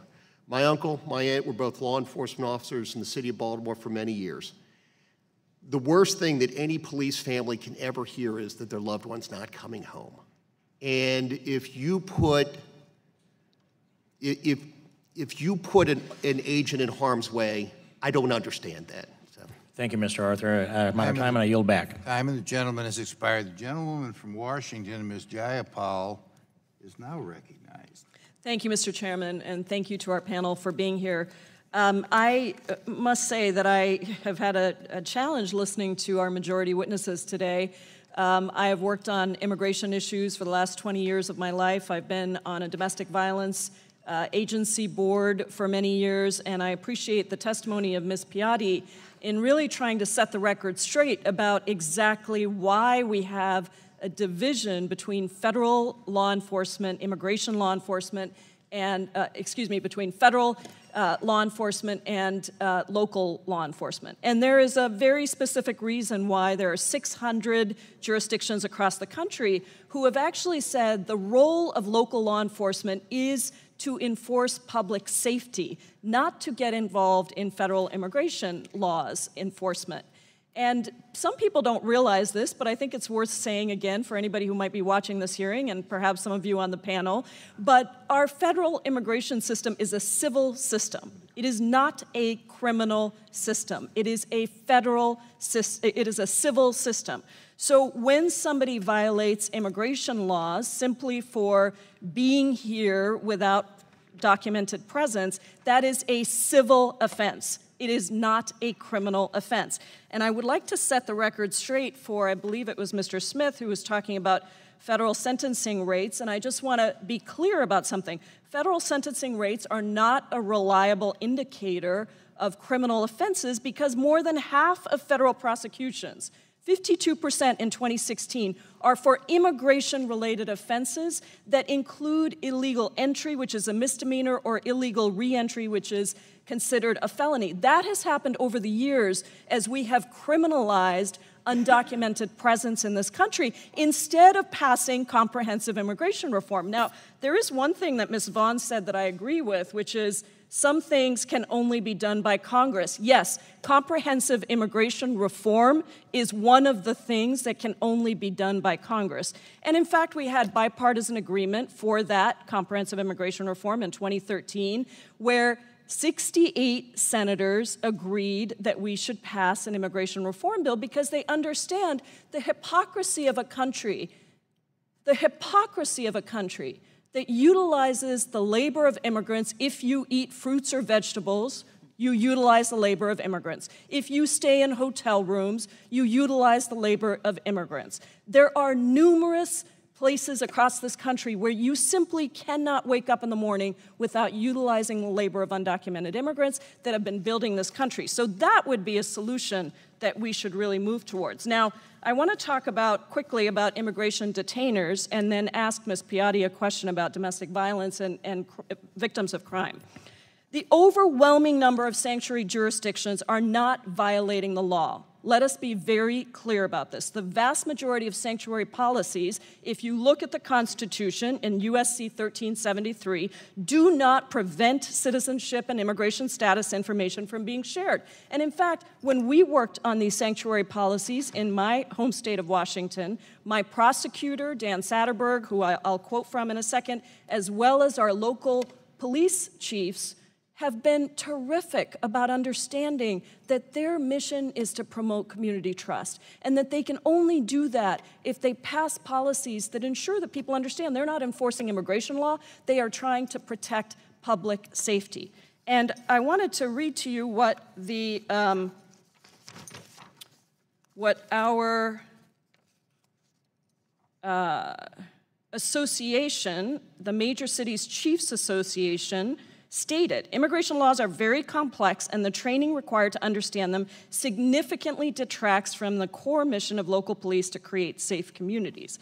And recently, our county prosecutor published an op-ed in the Seattle Times where he said, from my position as King County prosecutor, this is a prosecutor, I can tell you that these actions have the opposite effect for crime victims. And he's talking specifically about all of the immigration executive orders that this president has signed.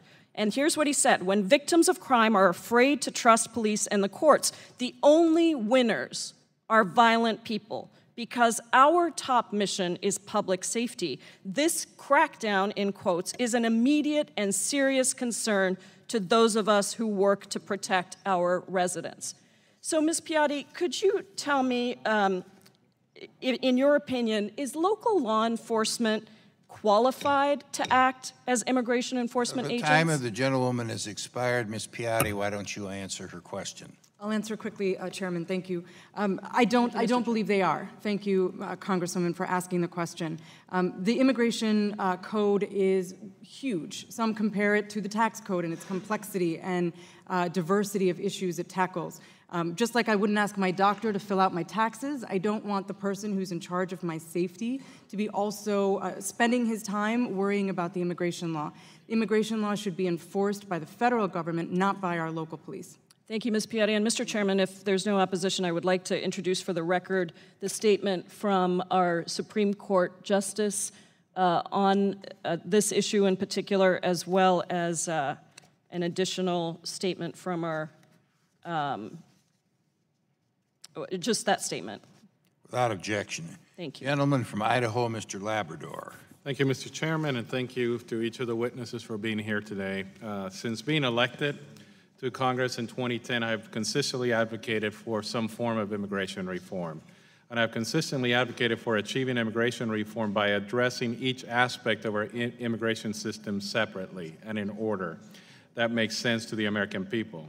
I believe that before we can address those who are currently here illegally or how to best modernize our visa programs, we must act to ensure that our immigration laws are being properly enforced. That must come first. This requires Congress acting to provide those who enforce our immigration laws with the tools and support they need to accomplish their mission. Mr. Arthur, I just want to ask you a quick question because I hear this again and again and again. As a former immigration judge, is entry into the United States without documentation a crime or not? It is a misdemeanor. It is a misdemeanor, so I just get tired of hearing that it's not a crime. It is a crime. Whether you want to enforce that law, we can have that discussion here in Congress, but it is a misdemeanor to come into the United States illegally. Ms. Vaughn, why have interior removals declined so much in the past several years?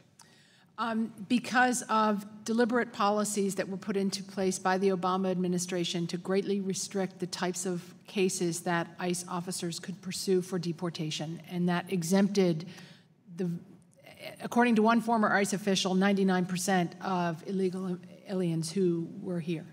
So what message does this decline send to those who would enter our country illegally or who have entered illegally? It sends the message that if you can get here, in all likelihood, you won't be subject to deportation. So have we seen a difference in the last few months over the messaging and the results at the border? There are some signs, according to the statistics that have been released by CBP, that apprehensions as a measure of attempts have dramatically declined over the last 2 months, and that the smuggling prices have risen, which is taken as an indicator that it's much harder to do now. Mr. Arthur, you testified about the impact that President Obama's executive actions had on ICE's ability to carry out its mission. Recently, President Trump has tried to reverse the damage done by President Obama's action. While I applaud these actions, I believe that Congress needs to act to ensure that we will not continue to have dramatic shifts in enforcement policies. I don't want one president to do one thing and another president to do something else. What can Congress do to ensure that future presidents are not able to unilaterally halt or dramatically change interior enforcement activities?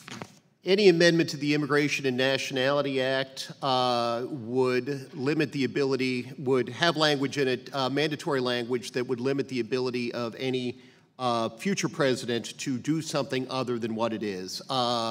With respect to inadmissibility, that the Secretary of Homeland Security shall take into custody and shall remove any individual, for example. You could put mandatory language in 237 and in 212 of the Immigration and Nationality Act. And you could put in detainer language as well. Thank you. Ms. Vaughn, I'm very concerned about the number of visa overstays that are occurring each year.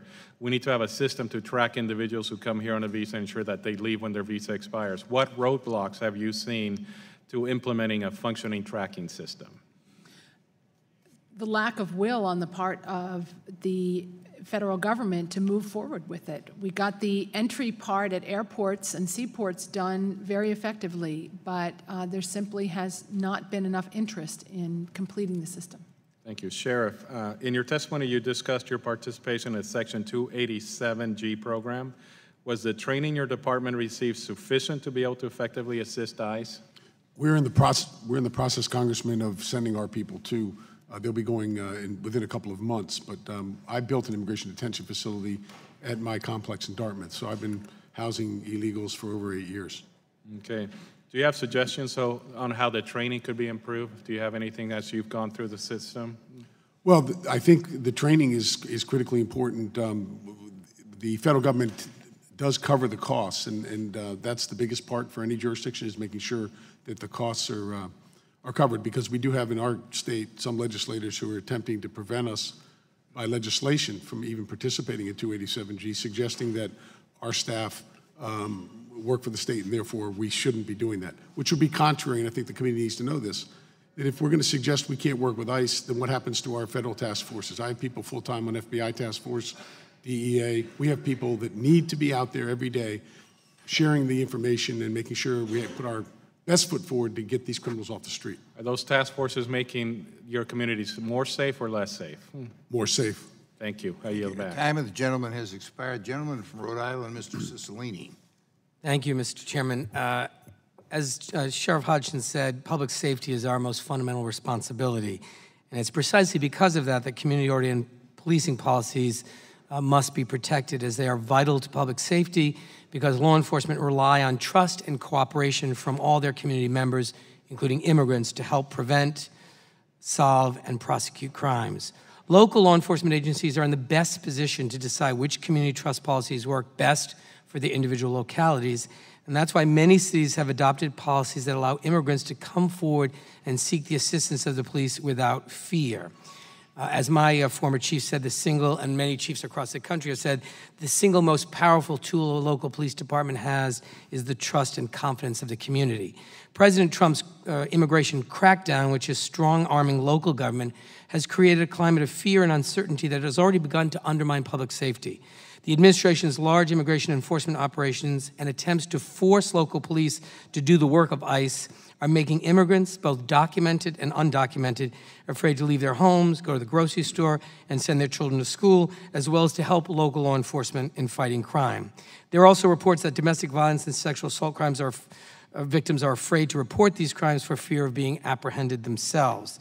Many of the witnesses in today's hearing have suggested that the immigrant community is disproportionately responsible for crime. So I would ask unanimous consent, Mr. Chairman, to include in the record two reports, one from the Sentencing Project that found foreign-born residents of the United States commit crime less often than native-born citizens, and another study by the Cato Institute comparing incarceration rates by migratory status that comes to the same conclusion. And despite the suggestion Without objection, the material will be included in the record. Thank you, Mr. Chairman. And despite the suggestion of Mr. Smith that this doesn't distinguish between illegal and legal immigrants, the report says, and I quote, "A few studies using other data sources to differentiate the legal status have supported the conclusion that immigrants, regardless of legal status, do not have higher crime rates than native-born citizens," and there are 3 studies to support that. So I want to set the record straight that that underlying claim is simply not true. I'd also ask unanimous consent to introduce into the record a letter from February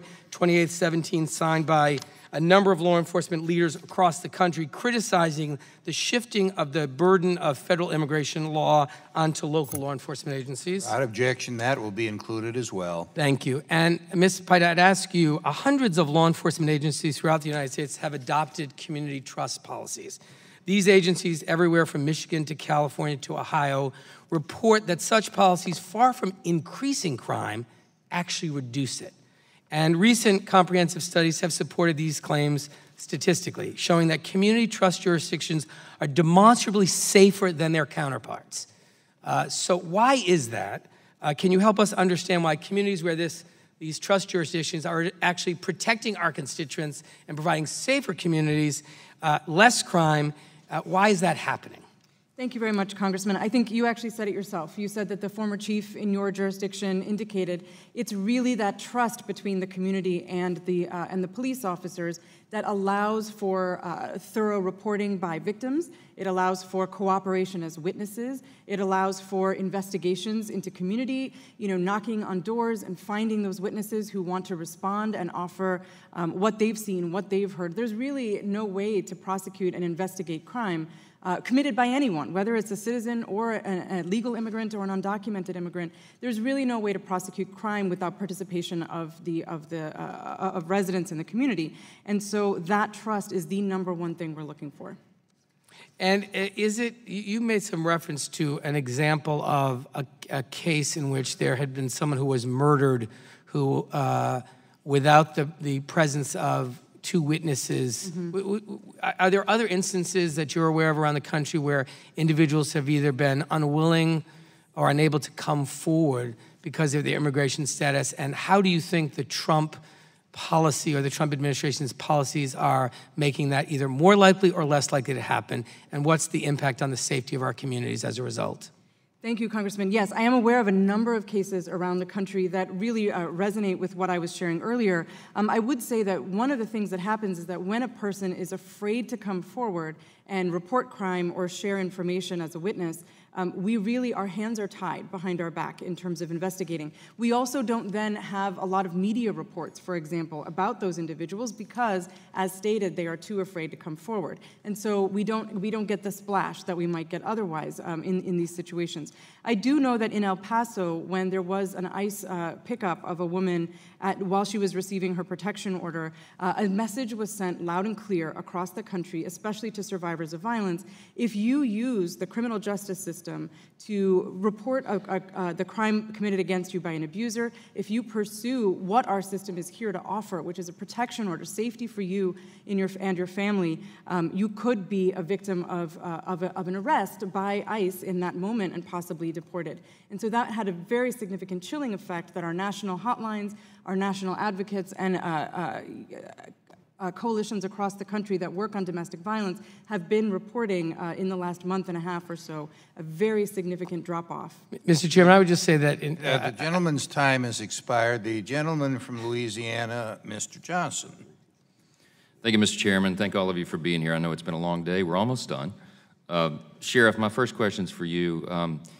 Last year, I was a legislator in Louisiana, state legislator, and in 2016, I co-authored a bill to prohibit local governments and state agencies from adopting sanctuary policies in our state.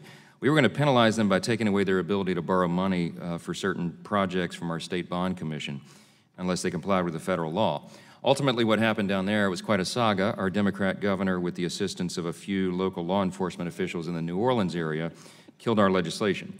They argued that our efforts were political pandering and that this was something that should remain solely a federal issue. So I just was curious from your perspective as a law enforcement official on the ground, as it were. You're the top law enforcement official in your county. I know that your state doesn't have such a ban, but if such a statute was presented in Massachusetts, or in other states for that matter, do you think that's something that would be helpful, a state law to ban sanctuary cities? State law banning, Congressman, the sanctuary cities? Yes, absolutely. I mean, look, the bottom line is, and I commend you for filing that down in Louisiana, the reality is that we're basically suggesting that there are certain laws that we can enforce and certain laws we can't. Law enforcement can't be put in that position, and I think it's important to point out, our frontier has changed since '93 when the first Trade Center was hit in regards to how we police our communities. And so we're seeing a lot more gang activities through illegal immigration. And I note that these police chiefs, and I think it's important for this committee to know, I'm not going to say all police chiefs, but I think it's important to be mindful of the fact that police chiefs are appointed by mayors. Sheriffs are not. We are elected by the people, as you are. So we're not beholden, and our jobs aren't relying in supporting our families based on the political appointments that we get. So I think it's important for the committee to keep that in mind when it comes to measuring what, unfortunately, many of the chiefs' positions that they have and have been put into. I appreciate you saying that, and I wish I'd had your testimony in Louisiana when I was battling that last year. Anytime you want me to come down. All right. You know, we made the argument that, as John Adams famously said, he was distinguishing our republic from the monarchy in Great Britain, what we were fleeing from. And he said, we famously said, we're a nation of laws, not of men. And we have to follow those laws, and it's important to do that on a local and regional level, just as it is on the federal level, or it undermines that foundation of our republic. Another question, do you believe there's adequate collaboration currently between federal and local law enforcement agencies on addressing illegal immigration? More specifically, is there anything that maybe we could do to improve the sharing of intelligence? Well, Congressman, I think that there's always more we can do. I think there's some cyber things that we can do through the internet and so forth that could help. In addition to the acceleration of the 287G program. That becomes critically important because within our prisons across this country, we really are the central intelligence base. The president pointed that out in a recent speech to the sheriffs, and I think most law enforcement people would agree with me that that's critically important to have that information shared back and forth in an ongoing basis. So the extension of the 287G and acceleration of it would be great. On that same theme of technology, Judge Arthur, this one's for you. Can you expand on why it's more difficult for the court when asylum and Border Patrol agents' interviews are not electronic? Absolutely, and it's a very good question. Often what will happen is asylum officers will present what purports to be the statement of the alien. Sometimes it's simply a summarization of what the alien said. If in court, the alien is confronted by the ICE attorney with a contrary statement to one that is contained in the asylum application, often they'll say, I didn't say that. That doesn't accurately reflect it. I don't have the asylum officer in front of me, and unfortunately, ICE never provides them. So to have an actual electronic statement would allow me to look at that and to better identify any true inconsistencies, which would greatly aid in the decision. Thank you. I think I've got 30 seconds left. Ms. Vaughn, this one's for you. In your testimony, you briefly mentioned how our local law enforcement agencies have been affected by incarcerating illegal aliens on local charges without the cooperation of ICE officers. Just wondering if you can expand on the State Criminal Alien Assistance Program and what changes to the reimbursement program might need to be made. Well, I think it would be a good idea and more effective to have that reimbursement funding tied to specific cooperation, and that is honoring ICE detainers. In other words, if a jurisdiction is not honoring ICE detainers, then they become ineligible for SCAP funding. I think that would be a simple fix to the program that would be more directly relevant to the situation today. Time of the gentleman has expired. The gentlewoman from Texas, Ms. Jackson Lee, will bat cleanup. Let me thank the chairman and ranking member for a very important hearing. Let me ask just a straightforward question that deals with fixing the immigration laws and allowing individuals to come from out of the shadows and distinguishing individuals who are here opposed to criminals and others who happen to be on status. Mr. Hodgkins, would you support comprehensive immigration reform? Yes or no? Congressman, I've been working on that for 20 years, going back to the days of Henry Hyde and Barney Frank. I've worked on the first bill that made it through the House. Thank you. I was probably around at that time, sir. Good to see you. Ms. Vaughn, would you support comprehensive immigration reform? No, I think it makes much more sense. Thank you. Let me go on to Mr. Arthur.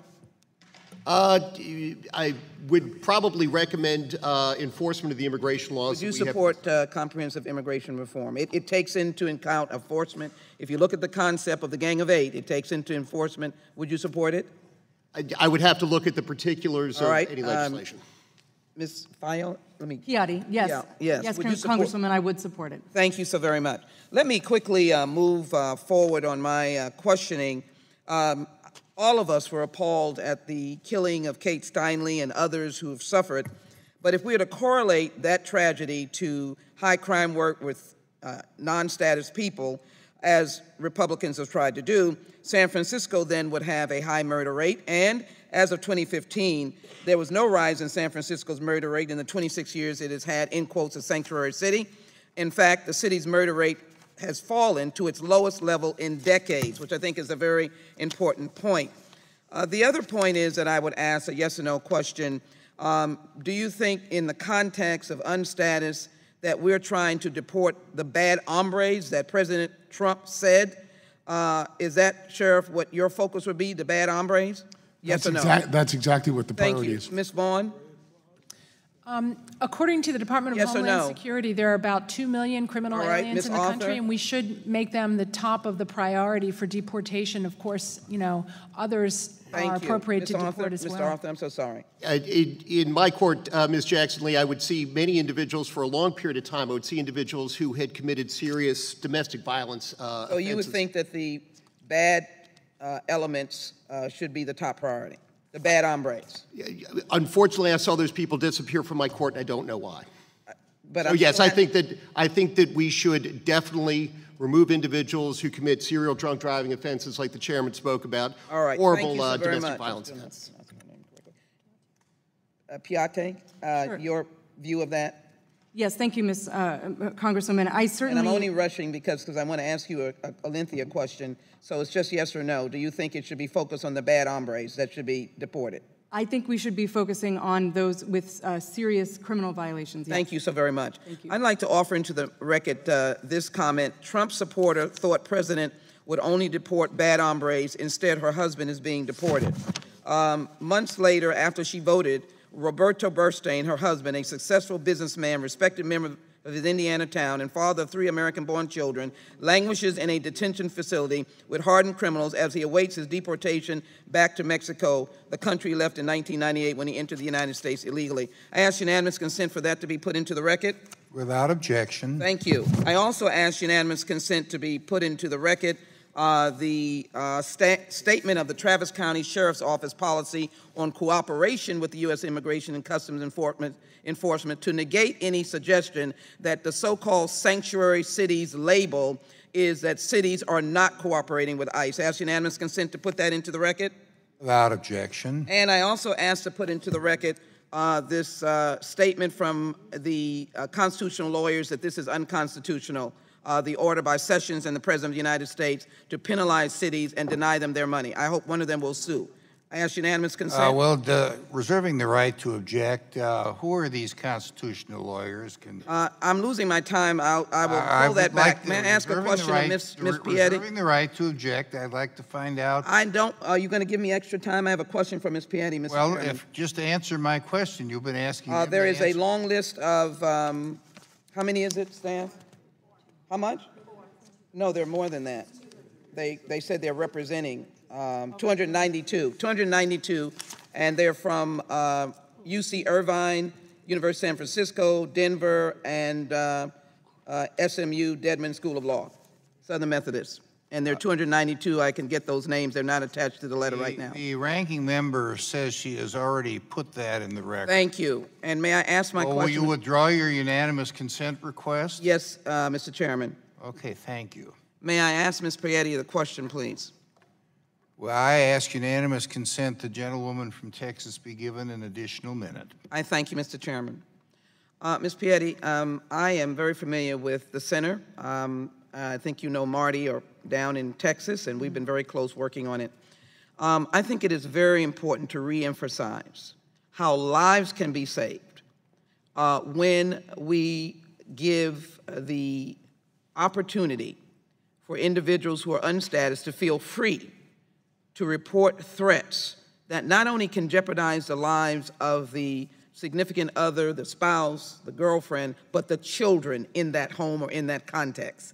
So would you explain the impact that you've seen, that the women that you've helped, of the children that have been involved, and how important it is for there to be freedom? The gentlewoman's time has expired. Ms. Piatti, you may answer the question. Thank you so very much. Thank you very much. Congresswoman, hello from our Texas office at Tahoe Justice Center, where you know we work hand in hand with Houston police to help them to identify and investigate trafficking in the area.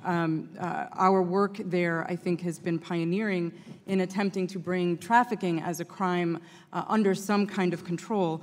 I can talk about, right now you've asked me to share with you something about a client. We do have a client who spoke at a briefing just a few weeks ago here in the House who shared that as a woman who met her husband, U.S. citizen, military husband overseas, he brought her here to the United States, and they had a child together.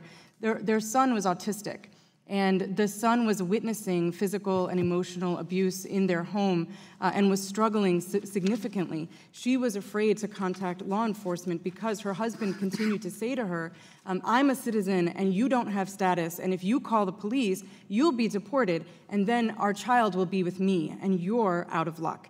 And so very desperately and very nervously, she contacted us for help and worked to build up her courage, and eventually was able to cooperate with law enforcement, and her husband was removed from the home, allowing the child then to really flourish, and his autism has now significantly improved. So we can see not just sort of emotional impact immediately, but certainly even cognitive and behavioral changes when abusers are removed from the home and women are able to care for their children in safety. I thank the chairman. I thank the witness. Thank you very much. Mr. Chairman. Mr. Chairman, gentlewoman from California. I'd like to ask unanimous consent to put in the record a letter from the Chief Justice of the California State Supreme Court, appointed by a Republican, I might add, to the Department of Homeland Security, asking that enforcement in courtrooms in California cease. Without objection. Mr. Chairman. Gentlewoman from Washington. Thank you, Mr. Chairman. I ask unanimous consent to enter into the record the op-ed that I referred to from our King County prosecutor, also a Republican. Without objection. Thank you.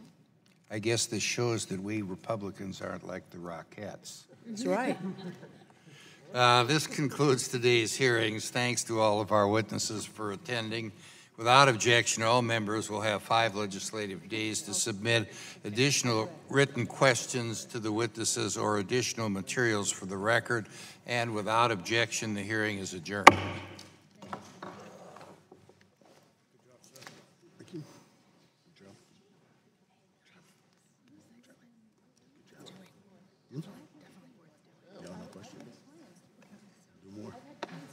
Chance I get.